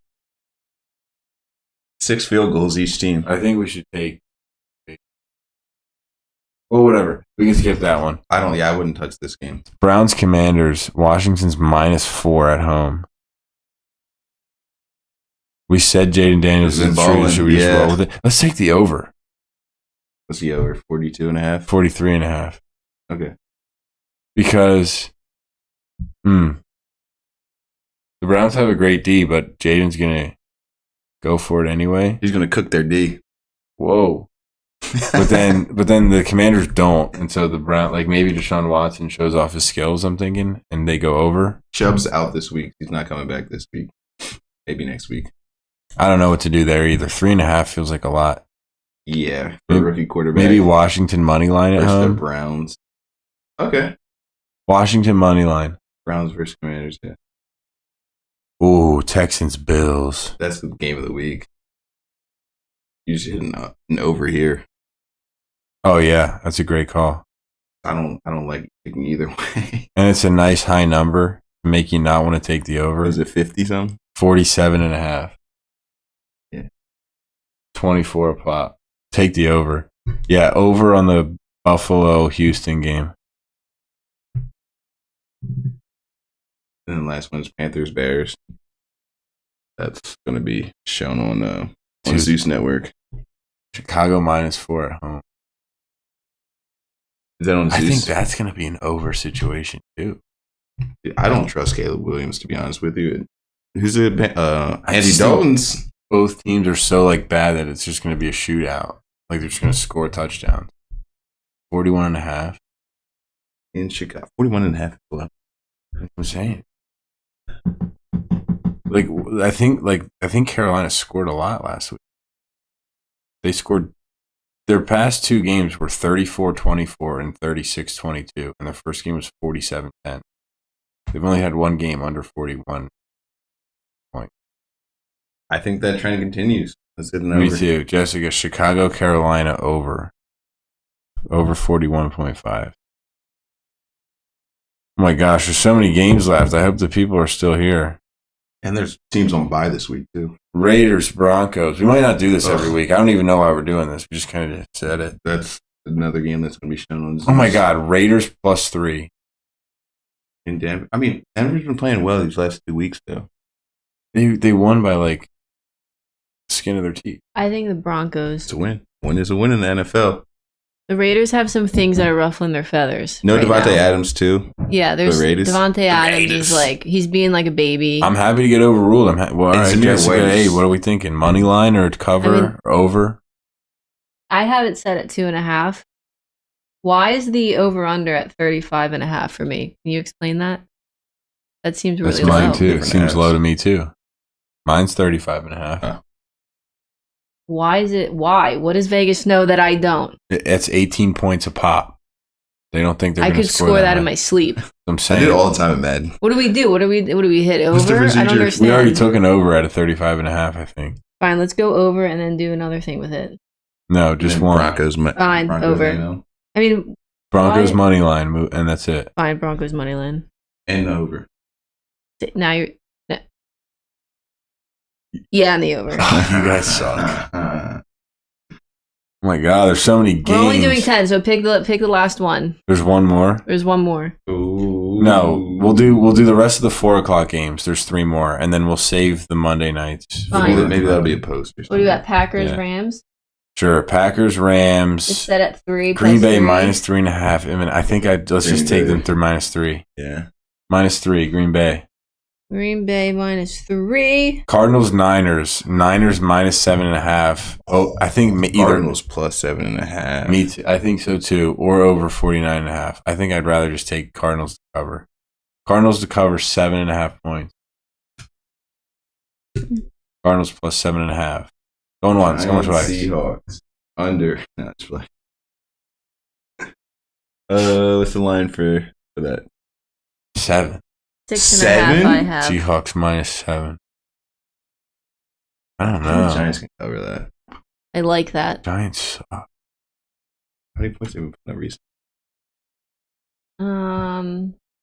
New York Giants at Seahawks. And they put up 15. Yeah, what they do 21, last week. 21. They put up 6 against the. What are they? How much are they losing by? They did what? They lost by 5 to the Giants last week. They are the Giants. Who lost 2 The to the Cowboys. Giants got their And asses how are the whooped by Cowboys themselves. this year? Not good. Yeah, I mean they're Alright. better than whoever the Giants They are beat playing. the Browns by The 6. question They lost here Commanders by isn't 3. are the Giants going to win? It's will they they cover? will they cover? I think so. I mean, all the games have been close except for week 1. All right, let's do it. But they are not at home. Yeah, I don't know and if that it's- even matters for teams. Well, Seattle's anymore. like one of those teams where like that home field advantage is yeah, very, very they real. swear that they're like us on the Yeah. East Coast, but it's fine. They kind of are. They got 12 I man's think we pretty go cool. Giants. Giants +7. plus. Yeah, okay. All right, And it's plus 7. Lock it in. I think that's a good one. That's like when you're doing March Madness and you pick the upset. That's how I feel with that one. Like it's a good one. Okay. Thank you. All right, Jessica, if you wouldn't mind, run through people at home. I would say nitpick at this. Eye level parlay. Don't do all of them. All of them. Rip a 10-legger, bro. All of them. I think it's 12 now. Rip a 12-legger. But this is what we thought briefly of this weekend's games. Yeah, I want to put it in here so I rip can that see off, the Jessica, odds. and then we'll take a Oh, quick man. break so I can get more beer. Ali, But the odds are kind of shifty because you did it with what DraftKings. I know I was just on ESPN. on the ESPN Okay. bet, I guess. I mean, Yeah. I can do it on my app. If you want, I if you want to read do it back too. I to can me. see the. I'll do it with you. So we have Jets plus 2.5. Hold on. Boys. Okay. All right, we have the Ravens money line. Okay. Colts Jags going over. That's where we have it at 45.5 written down, but I have it at 46.5. Okay. I have it at Fine. 46 on this app. We're going Commanders money line. Year Texans over. over 47.5. I have. I have it at 47. Okay. We have, where's Buffalo? That's what we just did. Oh. All right, then Panthers. Yeah. Panthers is, Over. yeah. Okay. Where is it? I can't find it. Dolphins. My God, over. Okay. No, Chicago over. That was Panthers. Oh my God, my things are all messed up. You're just reading the two teams in the one game. I know, I can't read my handwriting. I'm going to the next one. We'll figure this out. Raiders. Raiders is a fun one. So we're doing money line and over. Raiders money line? No, Denver money line. Denver money line over 35.5. Yeah, Giants to cover +7. Green Bay minus. Yeah, Green Bay to cover. -3. Cardinals plus 7.5. You're Where are they at? Can't find them. Giants also plus 6.5. and we ignored Miami, New England, right? Yeah, I don't like that. Cardinals. So that's $10 to win $7,000. 7,700. Whoa. Did we touch? We didn't touch. 7,700. All right, we didn't touch them. Let me just make Giants. We took that money line. It definitely. I have 11. I also have 11. Oh, so you're good. All right, and you're putting $10. Well, I'll put $10. what's yours? What are your odds? Yeah, $10 to win 7,547. Damn. Now that Is what we call a parlay. Yeah. Let's get rich, boys. Let's go. I'm placing that. Cool. I have 41 cents in my account. Yeah, I have 26, but we're not going to talk about what I I lost did all my earlier. money betting on Baker Mayfield last night. Well, you know, I'm gonna tell you. I'll tell you, Luke. I'll tell you. Wait, You wanna know? no. Let's save it. Let's All save right, it. fine. You want it to be like my last you're minute too many. thing? You're All too right, many. so there you go, ladies and gentlemen. That's what we have for the NFL for now. Sorry if we missed anything or did anything weird. It's our first time back. Give us Dude, a yes. break. We're going to take a quick break. I'm going to go get a beer. We'll be right back. You probably won't even notice. LA Blue. All right, so that is going to wrap it up for the NFL for now. Ave, time to hop in to MLB, which conveniently it is the playoff picture. The wild card series have just ended. Incredible game last night. I don't know if you caught it, but Mets. Saw the highlights. Yeah, Mets Brewers. Mets were winning. No, Brewers were up 2-0. Yeah, up until the 8th. Yeah, Mets take the lead. 3-run bomb from Alonso. The night before, the coach was asked about Pete Alonso and his whatever commitment level or whatever it was, just because he's at the end of a contract, I think. So if he didn't hit that, he might not have been a Met. Ah, I see. But anyway, the night before, he said, Pete's our man. We love him. Don't worry, he'll do something tomorrow. We got one more game. He'll do something. And he delivered in the 8th, sending them into the official playoffs, no longer the wild card round. So now it is a series of 5. The Mets move on to play the Phillies, first time in the team's histories.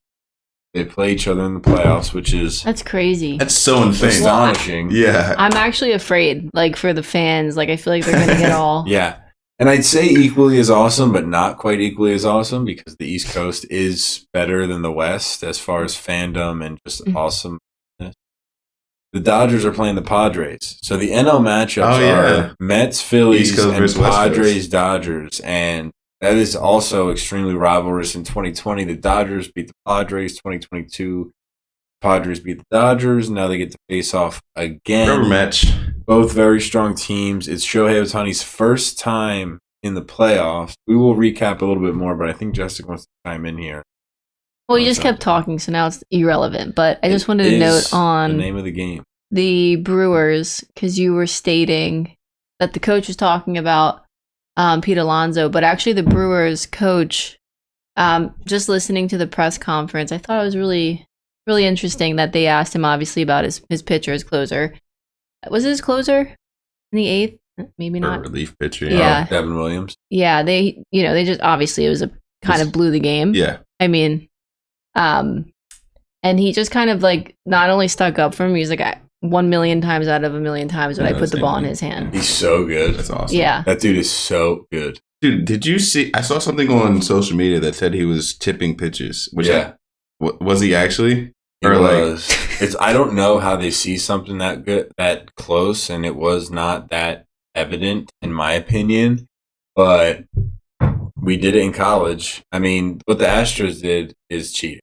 Mm-hmm. But if you don't think people are literally in the dugout to pick up on stuff like that and then go tell hitters, you're fooling yourself. Right. As long as they're not using technology to do it, if they're just doing it by their eyes. The Astros had binoculars and recordings and then sounds. Yeah. So it was like literally we're just looking. We're not looking at tipped pitches or signs from the coach. Like in college, the coach will still give the catcher the sign sometimes. Mm-hmm. And we're like, okay, you don't trust your catcher? We're going to take advantage of that. And we're just going to watch them. And understand what's going on. Pick up the pattern. Yeah. But anyway, yes, apparently that did happen. And he tipped his pitch, and it was a 3-1 changeup, and he took it the other way, which is a sign of him letting it travel, which is great hitting, but that changeup is the best in the MLB. He's got the best changeup in the MLB. So he did leave it over the plate a little bit, but like the fact that he just went, okay, let it travel. I know it's coming, yeah. Kind of feels like he knew it was coming. Gotcha. Yeah. So that was just good work on behalf of the Mets team, like understanding. Yeah, I don't think the Brewers look at that and go, "Oh, F you." Yeah, okay. They're saying, "Oh shit, I was tipping my pitches." Yeah. Like you guys did a good job of reading what I was going to do. Yeah, and it totally makes sense. It was when he's holding his fastball. I don't have a baseball. Sports science voice. Let's do it. But when you're get it out the case. No, I was gonna say we do have one in here. When you hold a fastball, you kind of only need to. You only really need to be like this with your fingertips on it. And so he would have his hand like further out and his glove here. Can you explain it for the listeners? Yeah, for the listeners only, you really only need a fastball in your fingertips, and therefore there's space between like the C you're making with your 2 index fingers and the thumb at the bottom. When you hold a changeup, the ball, you make like a circle in here, and the ball actually falls into the palm of your hand, and the laces sit over top. Or along your fingers. And so the ball's actually further inside of your hand. And so when he was doing that, he was pulling his glove downward because he was tucking his hand to get it against the ball. Yeah. And so his glove was like closer to the letters on his jersey. And then for the fastball, since it was just really needing to touch the laces, he would just be here and it would be closer to his chin. So if his hands were lower, he was throwing the change. Okay. That's all he picked up pitches on. That's all it is. But yeah, something that small can. I mean, knowing what pitch is coming is like that changes the game completely. How much easier that makes it. So anyway, Mets, Phillies, and then Padres, Dodgers. Ohtani's first time in the playoffs. Obviously, we missed this, but. Not only did he have a 50-50 season, he had a 58-55 season, something like that, which is, I mean, unreal. I will say the new pitching with the timing, every 18 seconds you got to throw. You only get 2 pickoffs per runner. Completely helps. Like it's not a surprise that they're used to, a 2020 season was incredible, and now it happens 15 times a year. That being said, 55-58 is crazy. Like, it doesn't change the hitting that much. It's not like everyone's hitting 50 bombs now. And he stole, I think, the most bases, if not the second most bases on the year. So it's like, he's still incredible. Not only is he hitting home runs and scoring, but he's getting on base enough to steal enough. And then he's fast enough to steal those bases after getting on base. Obviously, when you hit a home run, you don't get to run the bases. Right. So it's absolutely incredible. Lindor's great, but I'm sorry. Ohtani's the MVP. It's not close. Ohtani's the MVP. This is a historical season, and Lindor's been great all year. Fantastic season. But if anybody else other than Ohtani is playing baseball, yes, he's up there. But Ohtani was historical season. Yeah, Hall of Fame season, honestly. Yeah. So that series is going to be awesome. Padres, Dodgers. The Dodgers NLDS, and IF World Series games are all sold out at home already, and they have like a population of 3 million in San Diego. The first game at Dodger Stadium isn't even sold out yet in LA. They have a 10 million much to do in public. LA, man. Yeah, it's crazy. Those fans suck. They do. They do. I'm kind of rooting for San Diego because of the fandom. I appreciate it, but I really want to see Ohtani win. And I like Mookie Betts and Freeman. Like, I like the Dodgers players, but I do not. They're the Yankees of the NL. I don't need to see them win anymore. Yeah. I was thinking of big cities and like how well they like their sports fans are. LA is obviously the worst, but I feel like Miami's. No, Miami's the worst. Really? You think Miami's way worse than LA? For sure. But it's always those Northeast cities that are unbelievable. Oh, yeah. I was just we can end the NL segment, I think, with that LA and San Diego series is going to be great, but that Mets Philly is going to be something else. Especially the first time as well. Like, this is crazy that this is the first time they're meeting in the playoffs. Yeah, I mean those games are going to be insane to attend. I hope Dave Amaro calls Jessica and tells her she has the tickets. But yeah, I mean it's going to be great. I got the Phillies winning. I guess we should give predictions. I got the Phillies in 4. I got the Phillies in 4 as well. I don't think the Mets can win game 1 when Wheeler's on the mound. Mm-hmm. And then I just can't see them winning 3 out of 4 after that. So I got Phillies in 4. I think I'm going to take Dodgers in 5 over on the other side. Dodgers. I don't know. I'm saying they're playing the Padres. Yeah. Dodgers in 5. The Dodgers are just like in the playoff time. I feel like they've always kind of choked. I mean, they got the one World Series win during kind of the COVID era, but I think with Ohtani, they've got so much firepower. I can't see them not making it to the pitch NLCS. Apparently, Stone bullpen. No way. Yeah, that'd be crazy, wouldn't it? Like if in the World Series just closed out the last. Not game. Playing all year too. Just throws 102. Anyway. That's a Hollywood story. But yeah, I'm gonna go Dodgers. I'll go Dodgers in 4 as well. Okay.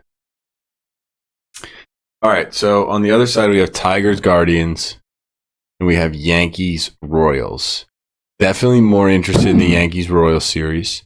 I'm going to go Tigers for fun. I love Jose Ramirez on the Guardians. Yeah. I think they have a strong starting pitching rotation, and their closer's like the best since Mariano Rivera, maybe better than Mariano. It's actually crazy. I would never say anything like that. Detroit or Cleveland? Cleveland. Okay. But Detroit's hot and they're fun. No, that's Minnesota. Oh. This is I don't know how to say it because he's Hispanic, but it's like Clase, I think. Clase? Yeah, I'm not sure. I'll call him Emmanuel something. He's like his statistics are ridiculous. Mm-hmm. But anyway, I'm going to take the Tigers. All that being said, I just think they're hot and they're fun. Reminds me of the first time the Phillies were in the playoffs recently, like 2 or 3 years ago.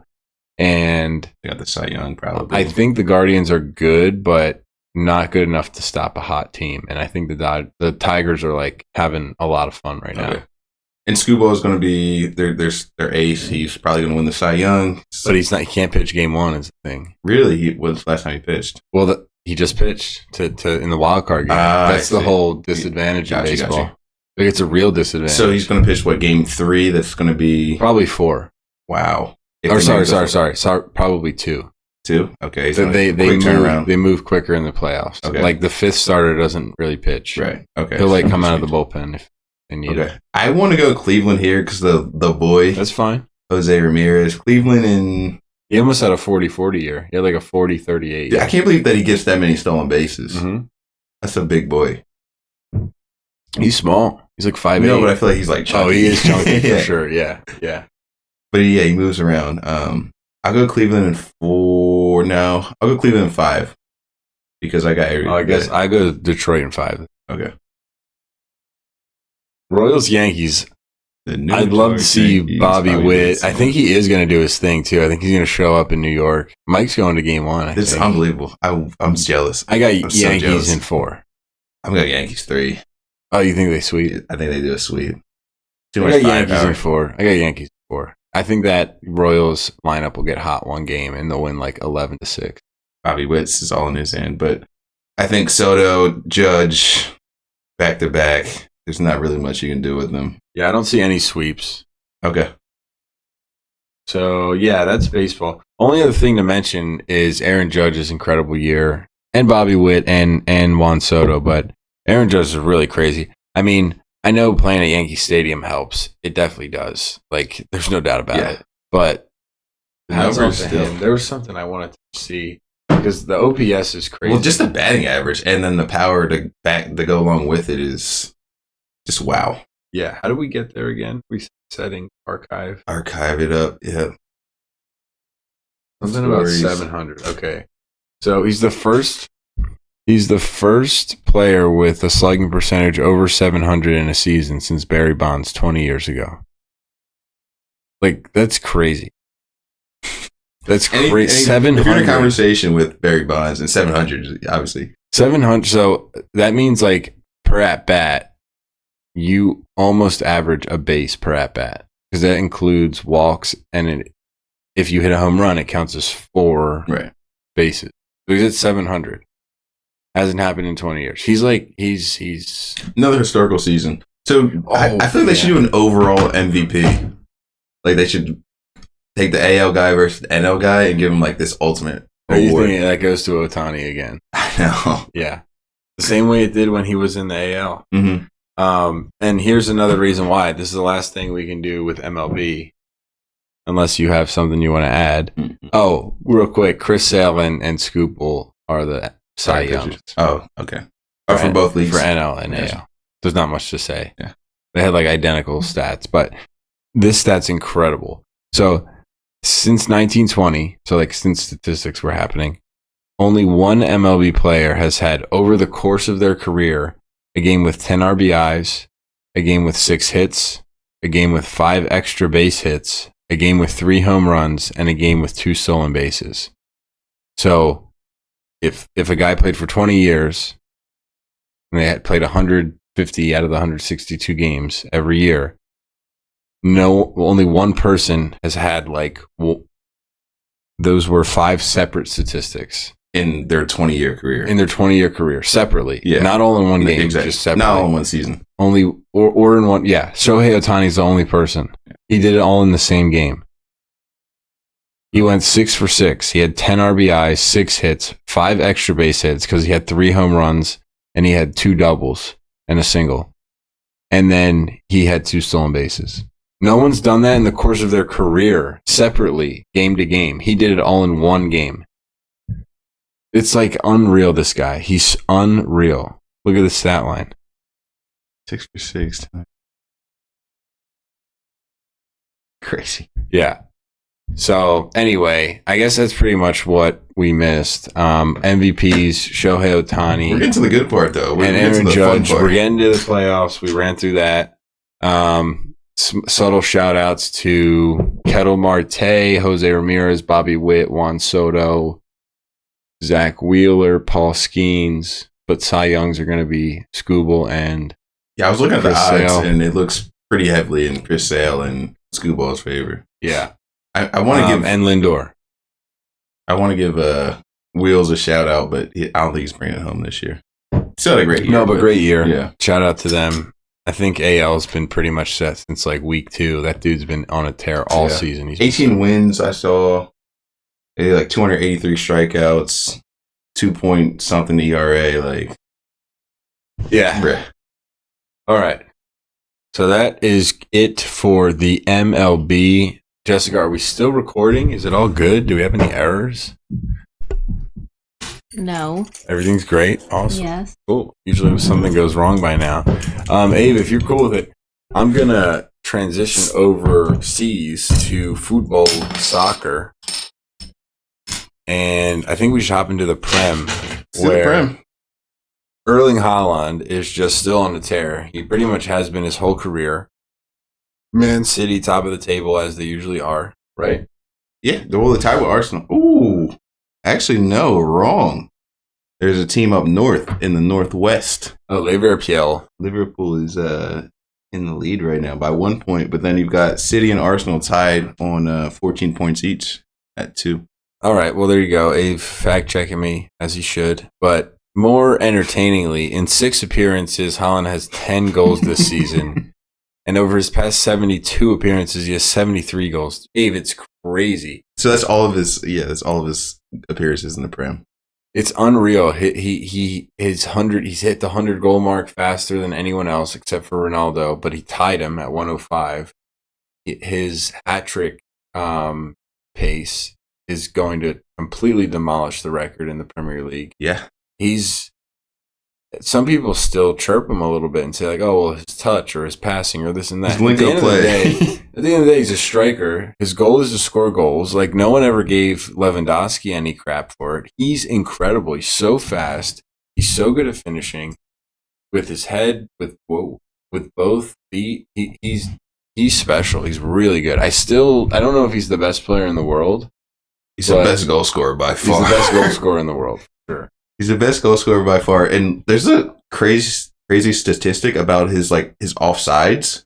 So like he makes his runs from deeper because he's so fast and like he times it so well that like he has less offsides than like basically every single player in the Prem. Like he does not go offsides. And like, wow, I didn't know that. That's huge. He kind of seems like a doofus who would be offsides a lot. But like I said, he starts his runs so much further away, and he makes like a million runs because Man City like always holds onto the ball, and sometimes they don't play that pass because Pep's going to be furious if they try to do something that he doesn't want. Yeah. But like he makes like a million runs a game, but like they don't play the pass always. So like his offside record is so good.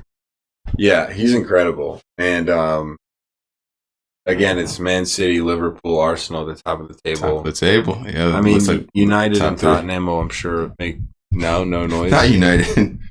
Well, Tottenham maybe. I guess it's going to be that top three again all year. Arsenal, I mean, Liverpool, they're always well groomed and well coached. Chelsea's having a great start. Cool. I think Cole Palmer, who's actually next on this list, is going to have a great year again. He won Young Player of the Year last year. 4 goals in one half. First time that's ever happened in Premier League history. I don't know if you saw the meme I sent you, but it's like he's so dumb that he's so stupid. He doesn't know what pressure is. Yeah, he can't feel pressure because he's so dumb. Like, what do you think about this? I don't know. What?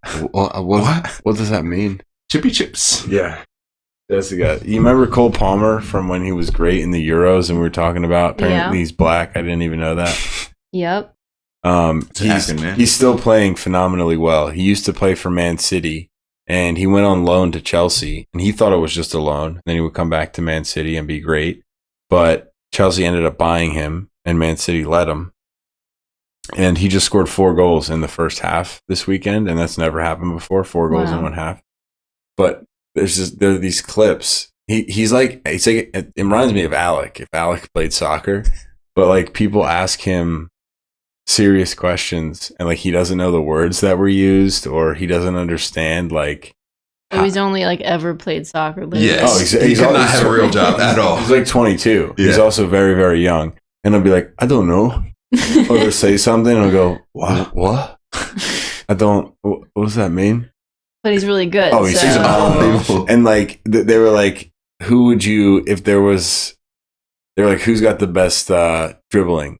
Neymar. He's like, he's doing a Frankenstein thing, and one of them was like, if there was a penalty, and your life depended on it, who would take it? He goes, me.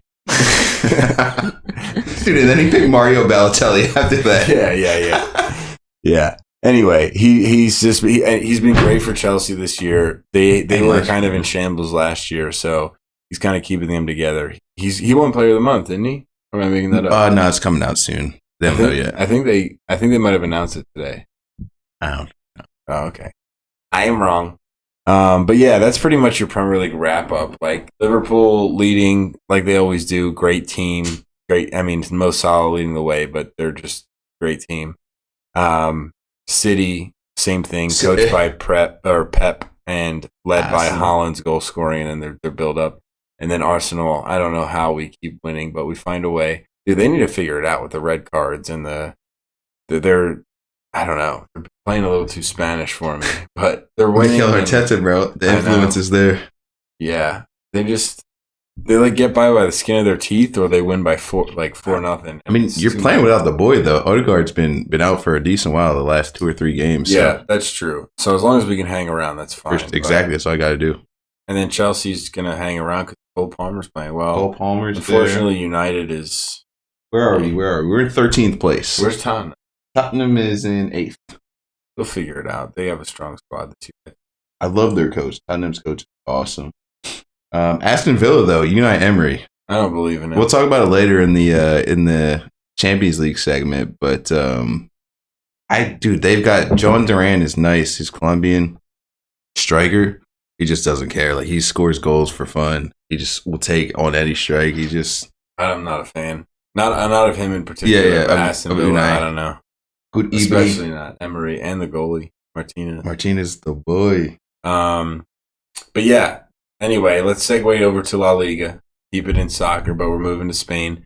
Barca's been cooking. It's the first time since Messi has left that they're like legitimately good, in my opinion. I know they've been like flirting with top of the table, but they've been bad and they've been average since. Yeah, it is early. But I think Lewandowski, Lamal, and Rafinha all have 8 or more goal contributions early in the season in 10 games. Okay, in all. Dude, Hansi Flick can coach, bro. The Germans know what they're doing. Yeah, so that's cool. I mean, I'm Barca over Madrid as far as fandom's concerned. 100%. I mean, Madrid's history is awesome, but Barca's not bad either. Yeah, I just grew up loving Ronaldinho and then Messi, so they just happened to play for Barca.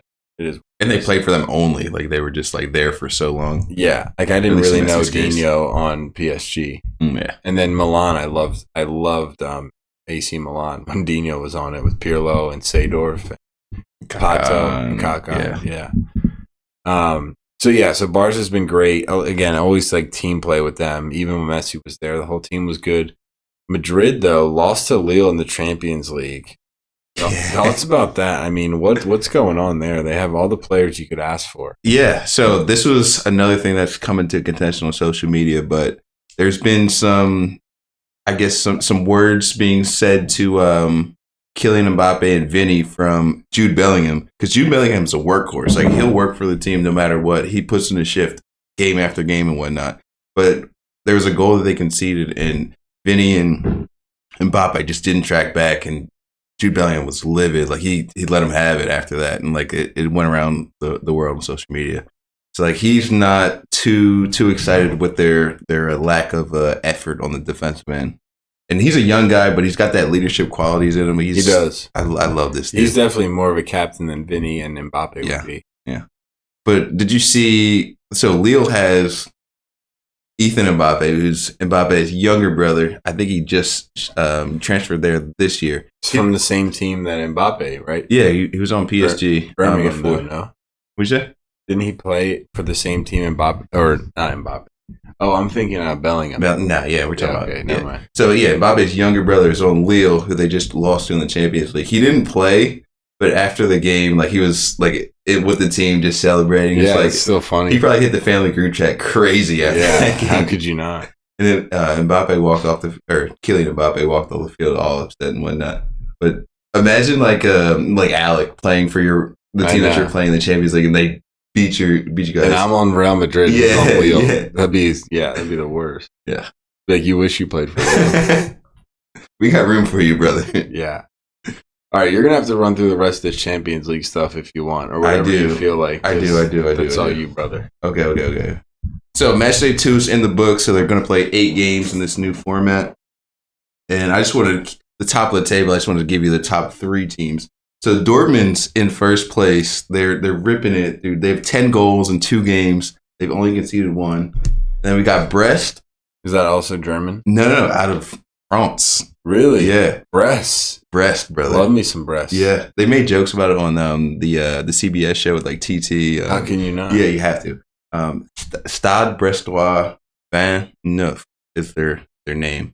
I guess they were established in 1929. But they're in second place, coming out of nowhere from League One. They beat Salzburg, 4-0. Salzburg 4-0 on Tuesday or Wednesday. Yeah, which is pretty big news because Salzburg is pretty good and they've spent a lot of money. Are they in Germany, or is that the Germany? Yeah, that's the Germany team. Red Bull has like 2 or 3 teams, I believe. But okay, Salzburg's out of Germany. They beat them 4-0, which is unheard of. And then Benfica from Portugal always surprises me. They have good teams. Yeah, in third place. I don't know their goals for, goals against, but yeah, they're top of the table at the moment. And then this is what I was talking about earlier, but Aston Villa, they beat Bayern Munich in the Champions League. Yeah, how important is this right now, though? It's only week 2, match day 2. So probably not too I important. mean, the teams want to win. Don't get me wrong. They're not playing their subs, but like Bayern's not out by any means. No. Like I Okay. said, they're 2 games in, but like I feel like that's still a big victory for Aston Villa. Absolutely it is, because that's going to be probably their toughest match in the whole round robin part of it. 100%. Yeah. And they won it. I just know, in the old format in group stage, if Munich lost to Aston Villa, they'd have to play them again, but in this format, you don't have to play them again. So they're going to play 6 other different teams. yeah. I think if Bayern got the rematch with them, I think they would handle them. But Unai Emery got it done I think they played at home, so that might have been a helping factor in that game. Yeah. And then lastly, just round out like some overall statistics with the Champions League. Got Harry Kane, HK. He's got 4 goals in 2 games, and he's the leading scorer at the moment for the Champions League. Still scoring goals. I believe he had the European Golden Boot last year, so he's hunting for it again, and he's on the right He track. probably will. Yeah, he's on the right track again this year. So Cool. Well, thank you for running through the Champions League. can we continue? I mean, I can jump in for the next 2. We got a couple of retirement updates for our football fans. 2 big ones. Andres Iniesta retires from professional football altogether. I mean, he's been in China, I think, for the past couple Japan. years. Japan, excuse me. It's playing for Kobe, I believe, as well. Team name is Kobe. Oh, really? Yeah. Oh, cool. Might have made that up. Obviously, a Barcelona and Spain legend. World Cup winner, Euro winner, Champions League, La Liga winner. Messi's main man at center mid with Xavi and Busquets. Retires from professional football, so he's hanging it up. And then Antoine Griezmann retires from national team football, so I'd imagine he will still continue with Atletico for maybe a handful more of years. But as far as his time for the motherland, France, he is hanging it up, and he called it quits. Only 33 years old. I feel like that's super, super young. No, it's not. You don't think that's young to retire from international soccer? No. I mean, maybe in newer, because we're spoiled with like Messi and Ronaldo, but 33 is usually like Zidane retired at 31, Pirlo 30. People retire in their early 30s. But I feel like that's like early 2000s. I feel like the body can take more. Who's playing at 33 then? Besides goalies. Mo Salah. I don't know. Sadio Mane. I don't think either of them are 33. Probably around there. I think 33 is reasonable. Okay. Well, I mean, there's probably some out there I can't name. I'm sure there are, but I don't honestly- think it's unreasonable. I think if you're playing at 33 for your national team and it's France, you've done well. Got you. So my thing is, I think that players can play longer, but I think this is a really smart decision because for your club, you're obviously making the most money out of it. Yeah. But there's also there's way too many games. Like there's so many competitions played for your club you team. get a whole extra year in club. because of this decision. Exactly. That's why I respect the decision. It sucks because I obviously want to see him play in every single competition there is, and he'll still contribute to the France team at this point of his career. But like, I think it's smart for him to step away from this right now and just it doesn't focus hurt on France necessarily. It's not like he's. I'm sure some players play for a while because their countries don't have another option, and it's like, oh, I've been the superstar for my whole life. I got to play. But like, people will back him up. I don't know if France is in a good spot. They'll be fine. Yeah.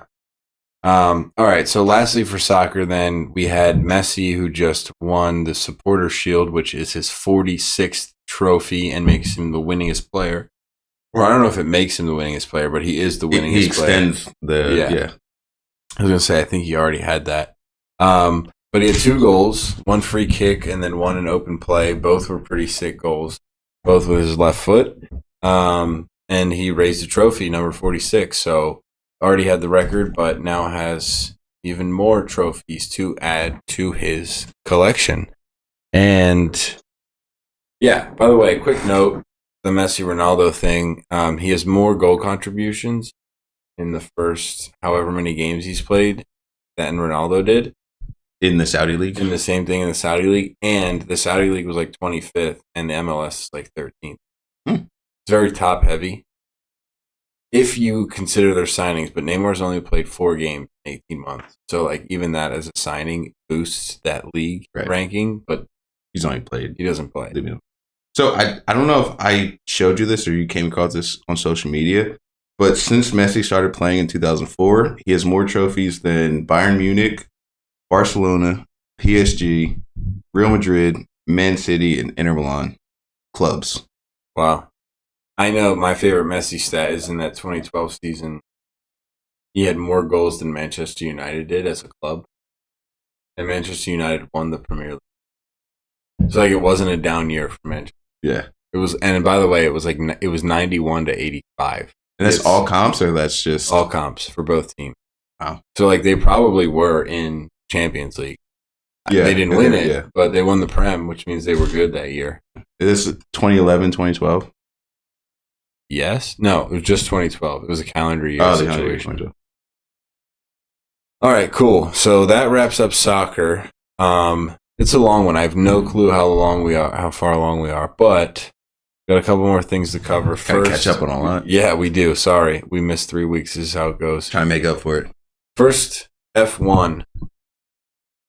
I think we should address what Jessica wanted to address in the news. Jessica, do you want to break the news? Why don't you break this news to us? I don't even really know how to break it, so hopefully you do. I don't even know like what happened. I tried to figure it out, but Luke, actually, you didn't even know this happened. I was like sitting on my phone by myself, crying, watching. As one should be. Watching like created TikToks of the Linger cover. Yeah. Daniel Ricciardo. The honey badger. Yeah, so he is out of his team and he's out of F1 altogether. Yeah. Essentially, he was replaced, and nobody is going to re-sign him.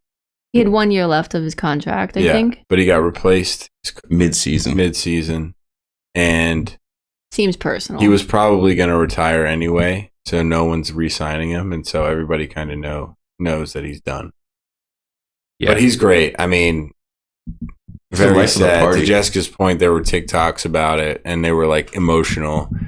Just a great guy. As far as like shotgunning the champagne out of his boot and belly flopping into the water, Daniel Ricciardo wasn't the greatest F1 driver of all time, but definitely won. And had great moments, great character, great for the sport. Everybody loved him, and he's done. So congratulations on a great career and just being a great dude. He's the man. For sure. He's a great dude. So much fun. When you watch any of his interviews, you walk away thinking this dude is so much fun. He did Caleb Presley. I don't know if you've seen that. Yeah, I did. Yeah, so good. Yeah. He like totally doesn't get Caleb Presley, but is just a great guy. And he'll just show up and have fun. I was like, all right, let's do this weird interview where you ask me really uncomfortable questions and I'll smile through it and do my best. He's awesome. Yeah, he's the man. He's probably my favorite driver on the grid because he's just like that fun and like electric. Like he's just like good to see him out there. Yeah. And he's had, like I said, incredible moments in F1, whether it's like winning Monaco or whatever he's done with the Red Bull team. And he was just so fun to watch. Yeah. I don't know if it was this weekend because he knew that it was going to be his last race or if it was in the past, but I saw a clip of Verstappen's radio and it was his team phoning into him, and he goes, "Max, you're now second in the fastest lap." And he goes, "Oh, what happened?" And he goes, "Daniel beat you." And he goes, "Let's fucking go, Daniel." And then like he never beat him. Like he left that as the fastest one. So like awesome. I don't know if it was an emotional race for Daniel like in the past or if it was this one that just happened. Yeah. But either way, it's cool for Max to be like, let's go. That's fine. Just a great dude. Because Max is super competitive. Yeah, for sure. He would never, ever, ever let that happen. Yeah. But when he heard, they said, like, Ricciardo beat you. And he was like, let's go. Yeah, that's a beast. Yeah. He's just a great dude. Everybody loves him around the grid. Like, all the drivers, they're like, that's their best friend on the track because he's just, like, that welcoming. He's just that friendly of a guy. So it's sad to see in Formula One that he won't be racing anymore. Yeah. So that's Ricciardo. He's sadly done. If you don't know him, it's worth just typing it into TikTok or YouTube. probably get emotional, not even knowing who the guy is. Abe, the rest of this, you're going to have to walk the people through. Yeah, I'm pulling it up right now. I just want to give everybody a quick recap on where we stand as far as F1 this year. Is it still Verstappen and then Piastri? It is Verstappen and then Norris. Oh, sorry. Yes, Norris. My bad. So right now, currently we have Max Verstappen on 331 points in first place. We have Lando Norris, second place, trailing at 279. Charles Leclerc at 245. Piastri at 237. And then kind of a bit of a drop off to Carlos Sainz at 190. Yeah. So that's the World Drivers' Championships. It's getting pretty close. There's a few more races left in this year, so hopefully it gets a little bit closer, so we have something more to watch. What was Verstappen at again? It's at 331. I mean, it's not far. So it's it's closer than 51 points. Past. 51 points, and Verstappen hasn't won in like 6 or 7 races, so yeah, it's looking like it should edge down. I think to he might have won one while we were gone. Mm-mm. Oh wow. Okay. Mm-mm. I think Piastri won. And then so it's going down to on the last race, which is cool. That's the World Drivers' Championship, and then as far as the constructors, this is the cars, which have 2 drivers in each car. We have McLaren sitting in first place at 516, Red Bull at 475 in second place, Ferrari at 441, and then a huge drop off to Mercedes at 329. McLaren just took the lead recently, which is fun to see because Red Bull has been dominating for the last 2 or 3 years. But the boys in McLaren, you got Lando Norris and Oscar Piastri, 2 young guys in these cars, and they should be good for a while. So giving Red Bull a run for their money this year. Yeah, I mean, like I said, I know you said it's not that close, but I feel like it's closer than I'm used to with the whole Verstappen situation. Mm-hmm. And yeah, the double McLaren guys are fun, Piastri and Norris. Yeah. So maybe not this year, but next year they'll be able to give him a serious run for his money. I mean, I don't see him blowing at this point, but you know, I still think it's cool. I'll correct myself. So Lando Norris actually won the last race. So it's Lando, Max Verstappen, and then Oscar Piastri. He won by 20 seconds in Singapore. And that leads us to the next race, which will be October 20th. That weekend, we're actually back in America. We've got Circuit of the Americas in Texas. I'm trying my best to get some tickets out there so the boys can be bopping around, but we'll see. We'll see what happens. You have family out there, right? Yeah. Let's see what happens. But that's Formula One. So yeah, we got 2 weekends away until the next race, but in America. So let's see how this progresses and see who can take home the Drivers' Championship and the Constructors' Championship. But it's pretty close. It's closer than it's been in the more recent years. I think next year is going to be exciting. Sure. I hope so. Ferrari's going to be fun with Lewis Hamilton, with Charles Leclerc. So yeah, going to be a couple teams out there that are competing. For sure. Okay, so this next segment looks like a quick one. Yeah, I don't have much to go on. That's fine. I think that's worth. It's coming up tomorrow, so everybody tune in. It's UFC 307. By tomorrow, we mean tonight. It definitely is going to get posted 100%. Tomorrow morning, which will be tonight. There's UFC 307. But Alex Pereira is fighting. He's always entertaining, always fun to watch. TV. Yeah, he's going for the knockout each and every single time out there. He's probably the best striker I've seen in UFC, at least in recent years. He's got brick in his hands, brick in his feet. He's just built from clay. He's crazy. But he's fighting for the light heavyweight championship, or he's already got the belt, but he's fighting to retain it against Khalil Roundtree. There's a couple other a couple fights that are interesting on this card, but nothing too of note. But this fight should be to watch. Yeah, exactly. Enough to buy, honestly. Yeah. I'd pay to watch Alex Pereira's fight every day of the week. Incredible watch. 100%. All right, cool. So that's our combat sports for the week. Alex Pereira's fighting again for the 5th time. That's enough news for that. Worth the watch. Next, we have NBA real quick because a major move was made, Avery. I love the way this was written. The major notes are that Karl Anthony Towns is going to the Knicks, Julius Randle and Dante DiVincenzo are headed to Minnesota, and the Hornets kind of just helped make this happen. Yeah. Now, I've heard some Knicks fans bragging about it. I haven't obviously heard much Minnesota because we live in Philadelphia. Yeah. So It's been a it is what it is. bit of ways away. From my perspective, I think both teams win. I think Yeah. Knicks had a ton of depth, so it's okay to lose some with DiVincenzo. Randall, assuming he was a starter, you're not losing depth because you replace him with Towns, who is a better fit. Yeah. Is a better fit in New York, in my opinion. They have plenty of shooters. Randall's a little bit smaller, a little bit more.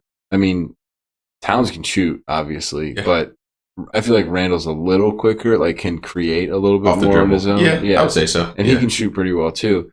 I think it helps the Knicks plenty with size and with just raw talent. They lost Hartenstein this year as well, so Yeah, get so some size back. yeah, and hopefully Robinson's decent. He's still there. I'm not right? sure. I'm not sure if he's still there. Yeah, if he resets. But hopefully he's healthy because he's been hurt. Yeah, you know. regardless, I think they could have got a little longer, which they did. And then I know Ant said that there was no beef between being 1A and 1B with Cat, but it does help clarify things. I think Gobert being there, he can get more minutes and just, hey, I'm the big guy who gets the rebounds, who plays defense. Not that it's like bad. I think they did a good job. They were the 1 seed or the 2 seed thing. Yeah, they played so well last season. And that's obviously doable. I just think it clarifies things. For sure. Ant is the 1, Julius is the 2, and the rest we'll figure out. Yeah. Gobert, you box out and you get the rebounds. Yeah. There's no like, play defense and just dump the ball. Cat's not doing it enough. It's like, yeah, well, coach is telling me not to. Like, what? When do I go in? When don't I? I think it helps both teams with clarification. Also, the Knicks made that run and that huge thing without Randall. So I don't know. I don't know that definitely necessarily played a part in this trade. messed up the chemistry. Yeah. But they definitely don't lose anything. No. They feel like they're adding Right. because they did all that without Randall. 100%. So now they just get Haaland. They're trading DiVincenzo for Towns in their mind. So I actually think it works for both teams. I think the trade works out both ways as well. I'll 100% agree with you. I like it maybe a little bit more for Minnesota because, you know, in this era of pace and space, you got 2 twin towers. You got Anthony Towns at 7 foot. You've got Gobert 7'2". It's like that may not be winning basketball in this era of basketball. And the get back that you got for that trade, I feel like is great. So I think I like it a little bit, shifted a little bit towards Minnesota, like edge out. But that starting lineup for the Knicks, scary. Yeah, but I don't disagree at all. I don't know that I give an edge to either team though. Yeah. I'm happy to take you're the basketball guy. Yeah. But I really like the Knicks were so good. Like, yeah, maybe on paper, if you only look at the trade, the Timberwolves make out. But like as far as the teams that already existed, the Knicks are. That's what I'm saying. Their starting lineup. Look, the starting lineup. But they already had depth. But they got Michael Bridges this offseason. They're adding him into the mix. It's Jalen Brunson, Mikal Bridges, OG Anunoby. But hopefully, like he was injured last year, so he didn't perform as well. Anunoby was fine in the playoffs. Yeah. And then you got Josh Hart at like 6'4", but he can play the power forward. I don't even know if Hart is going to play as a starter. Like they'll find someone and they'll find depth. Well, Hart plays way bigger than his size, so they'll find a way to put him in there. Anunoby or Bridges will play the 4 before Hart. Anunoby plays the 4. I mean, it's like it's positionless basketball. It's positionless basketball as well. Like they don't really play. There's not like a 4 or 5 or 3 or. Anyway, it was a pretty big trade, and I think it was a good trade. Yeah, I just think both teams made the right trade there. Both teams look good coming out of this trade. Like I'm excited to watch the NBA season now. Yeah. All right. This last thing is that the finals. Okay. Wish it was the finals. It's the. There's no conferences, so it's like the semifinals. Okay. All right. Well, so WNBA to round this out. I don't know. You can speak to that note. My note is that Caitlin Clark won Rookie of the Year. Funny enough, listen, I'm no Mike Kirby on the subject, but Angel Reese got a vote. What are we doing? What are we talking about?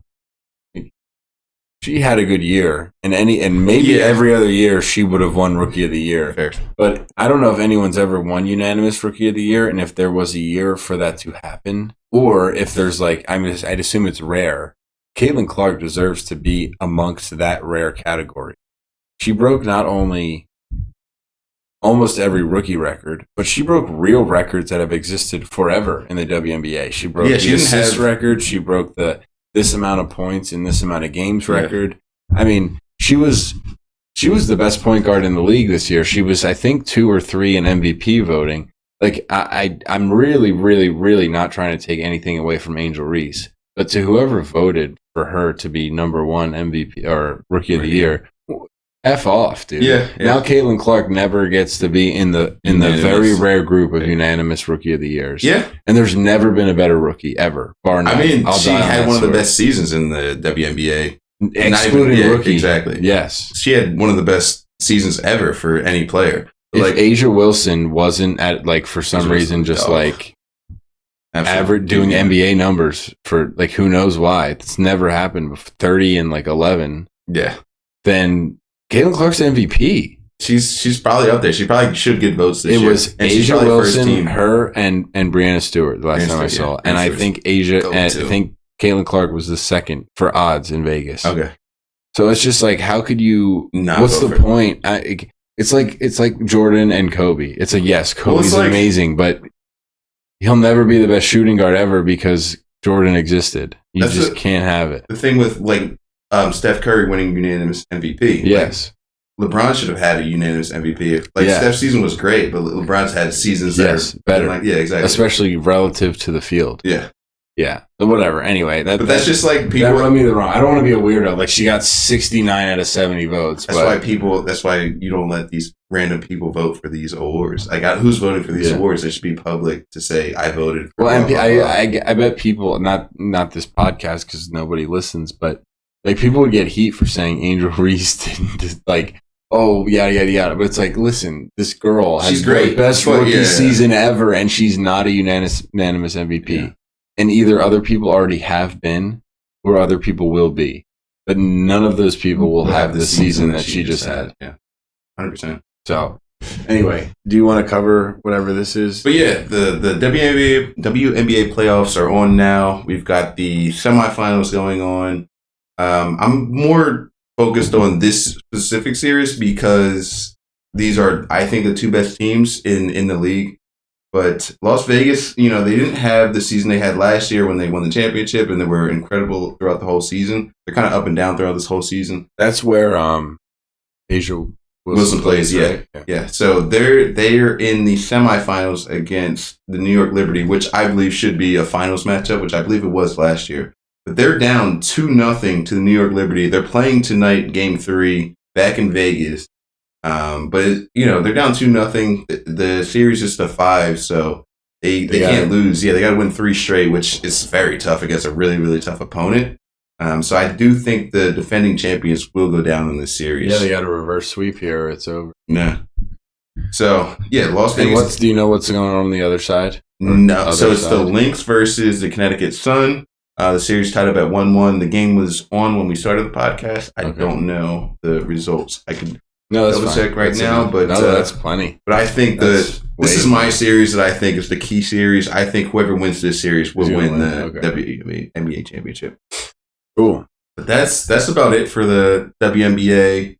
I think New York Liberty is going to eventually take down the Aces in the semis and then go to the finals and beat whoever it is, the Lynx or the Connecticut Sun, whoever they play. Awesome, Abe. Well, thanks for wrapping up the WNBA playoffs for us. That's a huge segment. I can't believe that season's almost coming to an end. I'm not sure where the show's going to go when that season ends. Anyway, that takes us to the end of our 2-week recap / episode 13. Buddy's in the house. If you hear any meows, that is our cat we got Adam as a producer. He's great. We just love him so much. But as everybody knows, or not new listeners, but our veterans know, at the end of every episode, we have our look at this cat, dude. We have our 2-minute drill where we sneak in any comments or fun facts or whatever it is that we didn't get to cover throughout the show. If Jessica and Avery, if you don't mind, I'd like to lead this one off. Fine. Okay. You want to go first? Take that. All right, I'll go. So first, I'd like to say a very respectful and honorable rest in peace to Dikembe Mutombo and to Pete Rose. Yeah. I believe there was one or two more, but definitely those two in particular for my childhood were big time. Dikembe, watching him play with the Sixers and the State Farm commercials and all that jazz, that was awesome. Pete Rose was like already a legend when we were kids, but I mean, 4,000 hits. I just talked about him forever. Yeah, I mean, one of the greatest baseball players of all time. It's a dog. He just loved playing the game. He was a gamer. Yes, is banned from the Hall of Fame for now for gambling, but always gambled on his team. Never gambled to win. Yeah. To bet win. on himself, and he always bet on himself. Yeah. So take that with what you want. But anyway, so I just wanted to open with that. But some fun facts in the NFL to lighten up the mood, and then I'll pass it on. Cam Newton had 2 400-yard passing games in his NFL career. Yeah, I know which ones they were. They were the first 2 NFL games he ever played. Can you believe that? The Seahawks have never lost an NFC championship game, but they have lost an AFC championship game. They've been in the NFC for a very, very long time. Kicker Mark Mosley won NFL MVP in 1982, but a wide receiver still has never won. Brett Favre's first NFL pass was a pick six, and his first ever completion was to himself. Never give up, ladies and gentlemen. Never give up. Started from the bottom. In 1970, kicker Tom Dempsey kicked a 63-yard field goal, a record that stood for 43 years. He had no toes on his kicking foot. It was just flat, and he would just ram through it. Got iron. It was like a toe blow, as we would call it in soccer, but it was just flat, so it was perfect for a kicker. Joe Theismann was Washington's leading punt returner in 1974. Joe Theismann, ladies and gentlemen, was a quarterback. You did not know that. Quarterback. This one's awesome. During a 2002 game, the Steelers outgained the Texans in total yardage, 422 to 47. The Steelers lost that game, 24 to 6.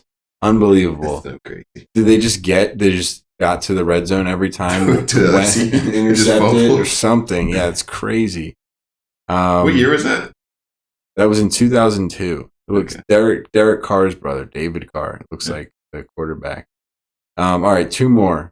Actually, no, that one's not even fun. In 1943, the Steelers and the Eagles rosters were so depleted from World War II that they merged into one team. That team was called the Steagles. Okay, I hope that was somewhat enjoyable. Some fun facts in the NFL throughout the years. Ave, Jessica, 2-minute drill. Who wants the mic? I'll go. All right, Ave, what do you got for us? I just want to give a shout out to this newest addition to Sideline Banter. R9, if you guys haven't noticed, is hanging in the rafters. Yep. Let me get out of the way. It's a huge pickup. We were out in London. We were at the Soccer Archive. Don't know which part of London. Just walked into it. It was amazing. The dude there was awesome. But R9 is in the building. We got a Real Madrid shirt. I don't know which year this is from, but I saw it. I said, I got to leave with this one. And he's here. He's here all the way from London. Are you sure this isn't Cristiano Ronaldo in his first year when he wore number 9? It's R9, brother. You're right, because there would be a C here. It's R9. This is the real Ronaldo. So, a fun fact, Brady definitely doesn't listen to this either, but Jessica, Brady asked, he was like, why doesn't it say 7? And that's because that's Ronaldo Nazario. The original R9, the real R9. It's got to be from like, what, between 02 and 06? Early 2000s. I feel like that's good banter, though, from Brady. Yeah, at least he knows CR7. Yeah, he thought, like, I messed up. He's like, yeah, do you want to take that back? yeah, they scammed you, dude. Cool, yeah. Shout out to New Jersey. So my 2-minute drill is, so I was seeing a post. It was George Weah's birthday this past week. So I saw a bunch of posts on George Weah. If anybody doesn't know, George Weah is a soccer player from Liberia, my dad's home country. Boo. I don't know. I just thought, I don't know why I did that. Yeah. That's so disrespectful. Yeah, my bad. But he's the only African player to have ever won the Ballon d'Or. Which is, I don't know why I keep doing that. It's like, which is the best soccer player in the world for that given year. So I saw some list that came out very recently, and they were listing the top African players of all time, African soccer players of all time, Mm-hmm. and some of them had Mo Salah as number one. And I was like adamantly like saying like there's no shot that he's the best African player, but like on more thought about it, He might be. well, he's just like the most complete, most consistent, had the best career of any African player, and it's not even close. All right. Well, let me just rattle some players, and you say yes or no. Okay. George Weah. Well, he had peak moments. So like his season where he won the Ballon d'Or, which his stats aren't comparable to better player as a career, not who had the highest moment. better players of career. Yeah, it's Salah. Okay. I didn't mean to start with Weah. Yeah, I did, but whatever. Samuel Eto'o. Salah. Didier Drogba. Salah. It's like it's not So, close. okay, here's my number one. I didn't get to my number one yet. Okay. You know who's next? It's got to be Yaya. Yeah. Yeah, Salah had a better career than Really? Yaya. Did he? Yeah. Even- but Yaya did Barca and Man City. And I know. was arguably the best player on both. I mean, Messi was Come the best on. player. Yeah. But Well, he's who definitely else? the best player on City. Dude, he had like 20 and 13 he as did- a I think he did CM. like 20 and 20. Yeah. Yeah. That's crazy. It's ridiculous, but I think Salah still has So a how's better career. Egyptian? How I know, which how I don't African love. I counts. don't love. I don't love it. I don't love it. Yeah. I hate this. You're I'm darker saying than this. Salah. I know, bro. It's all these like northeastern African countries are like have like What about Mahrez? no, yeah, Salah. Well, no, I'm saying, does he count? Oh no, he doesn't. count. But like it sucks to saying it, but he has had the best career. No, he's great. No, And, but like- he's a good dude too. I'm happy Yeah, for he's him a to great be dude. the best. Yep. But it is like, I think it's just the aura, the lore. Do you know that word? No. The What does lore. that mean? Like the lore of Drogba and Dude, I love Drogba. and Michael but, Essien. like to me, in my mind, Drogba is way ahead of him. But like the stats and like his career wise, his accomplishments, I gotta check on accomplishments, Torre. I could see Salah being better than Drogba Yeah. and Eto'o. They both are, and I feel like the other African players like they started early in the career. I feel like Salah had like he didn't make it until he was like 24, 25. He had this run around with Chelsea and with Wolfsburg. Fiorentina, like. Yeah, he came back, and Germany. then he came back to the Premier League, and then he had a killer career from then. But Yeah. these guys started so early, and they They made it still can't put the numbers. ran up. out their legs or something. But like Salah still going at like Still the 32, best. 30. Yeah. Yeah. But yeah, I hate to say it, but I will put He him up might there. be. He's definitely top 3. I think it's the best career, but like maybe bigger moments from Weah or Drogba, but like these, which Only better career for me could be Torre, but I need to look into it. But It's- like he was great at Barca and Man City. Yeah. So like even if it's 7 years versus 10, it's like yeah, but But doing it all in the Prem those too, are though. big league. I mean, La Liga is Yeah. obviously great, but like Torre, I think won the treble with Barca. okay, so That was with the like Eric Abidal and the Yeah, Puyol years. Yeah. Love that. God. Is that what you got for us? One more thing. Paul Labille Pogba He is. will be coming back to soccer in March. He's What do got you his mean? suspension reduced from 4 years to 18 months, so he'll be able to train in January and he'll be able to play professional matches in March of next year, Nice. which is fantastic. That's one of my favorite players of all time. Who's he playing with? He's playing with Juve. Oh, Still good. at Juve. So hopefully he comes back and he's still solid, but like unbelievable. I love Paul Pogba. I love the. I hope he's Pogba. good. I think he's still. I just want to play with him in Rush. Yeah, I know, bro. The talent is unreal. He's one of the most talented players ever. Yeah, going back and watching clips, like there aren't any players like You can't compare him to anybody. he's like Busquets with offensive skill. Like the way he can control a ball and just spin around. Like a player will be all over him and they can't get the ball. Yeah. And like Busquets can do that too. Yeah. But then he doesn't have like the long shot and the 5-star skills that Pogba does. Right. Or the flair, just like the Yeah. fun stuff. Cool. That's a great 2-minute drill. Jessica, take us home. Sure. Glad to. Sure. Yeah. Well, I'm gonna leave us with a little story Oh, good. of Okay. today. On the road. I was Yes. working. I love this one. Uh-oh. And I got bored Yeah. Mhm. and I decided Like that you were working your 9 to 5? Mhm. yeah. Oh. And I decided that I need to make money now. So Oh, no. I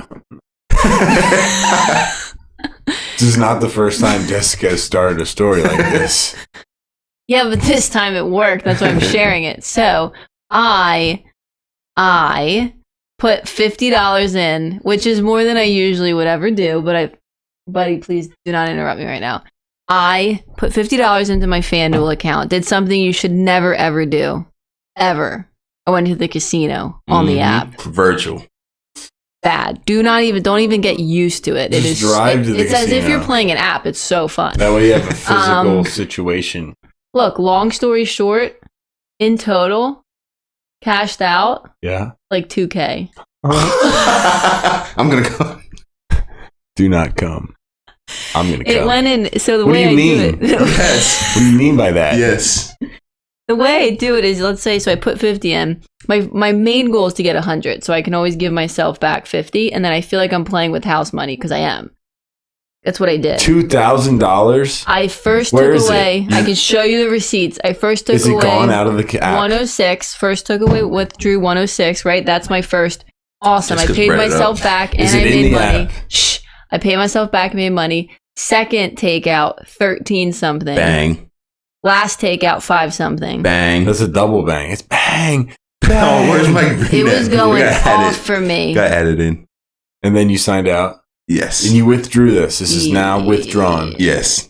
Yeah. Mm, Yeah. you didn't just win it and then lose it. No. No, that was in set. Like I couldn't even. It hit Yeah. the account. It hit the account balance. Yeah, all I have is my. I'm waiting for the 13. Oh, let's go. What a day. That's what a day. huge. What a day. What a day. Oh, man.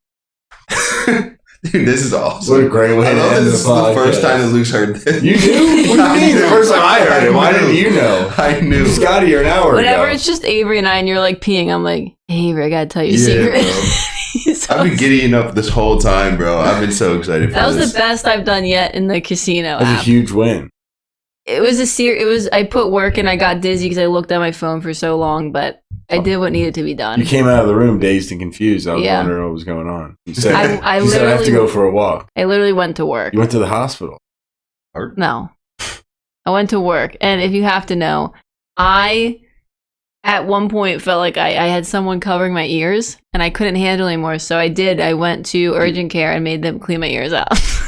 She came home and she was like, I hear great. I bet you do. No, What do they they do, though? cleaned my ears out. So they made it's peroxide and like warm water, and it feels like you're going into the depths of the ocean She said and they coming shot back. it into They her put it brain. into your ear and it like flushes it, Yeah. which like old Wait, people wait, do it. wait, So I wait, called wait. my granny after. You like lean over? No, you just put like they give you like a little like bucket and it like drips into Ugh, that, I don't like and it's that. really quick. It's like 5 minutes total. Yeah. When I left, I felt like I could hear like the crickets in the underground. Like I was like, wait, and I was talking to myself in the car. I hear so much better now. You're just listening in HD. Nice. That's what I said to Luke. I said I feel like I'm hearing in HD. She was like being weird before she left. Yeah, she won the money and then she like went into an aquarium and then went to the hospital. It happens. All right, great way to end episode 13, Jessica. She won Lucky $2,000. number 13. I hope she It was like pays 19 off something, but we'll just say it was like the 2 debt grand. that we have thanks to that wedding. Yep, that the 2 grand really is going to cover it. That wedding in France. So yeah, that's been episode 13. Thank you everybody if you made it this far, as always, for joining. It has been Sideline Banter. Thank you as always for sharing bants with us. We will see you next time. See ya.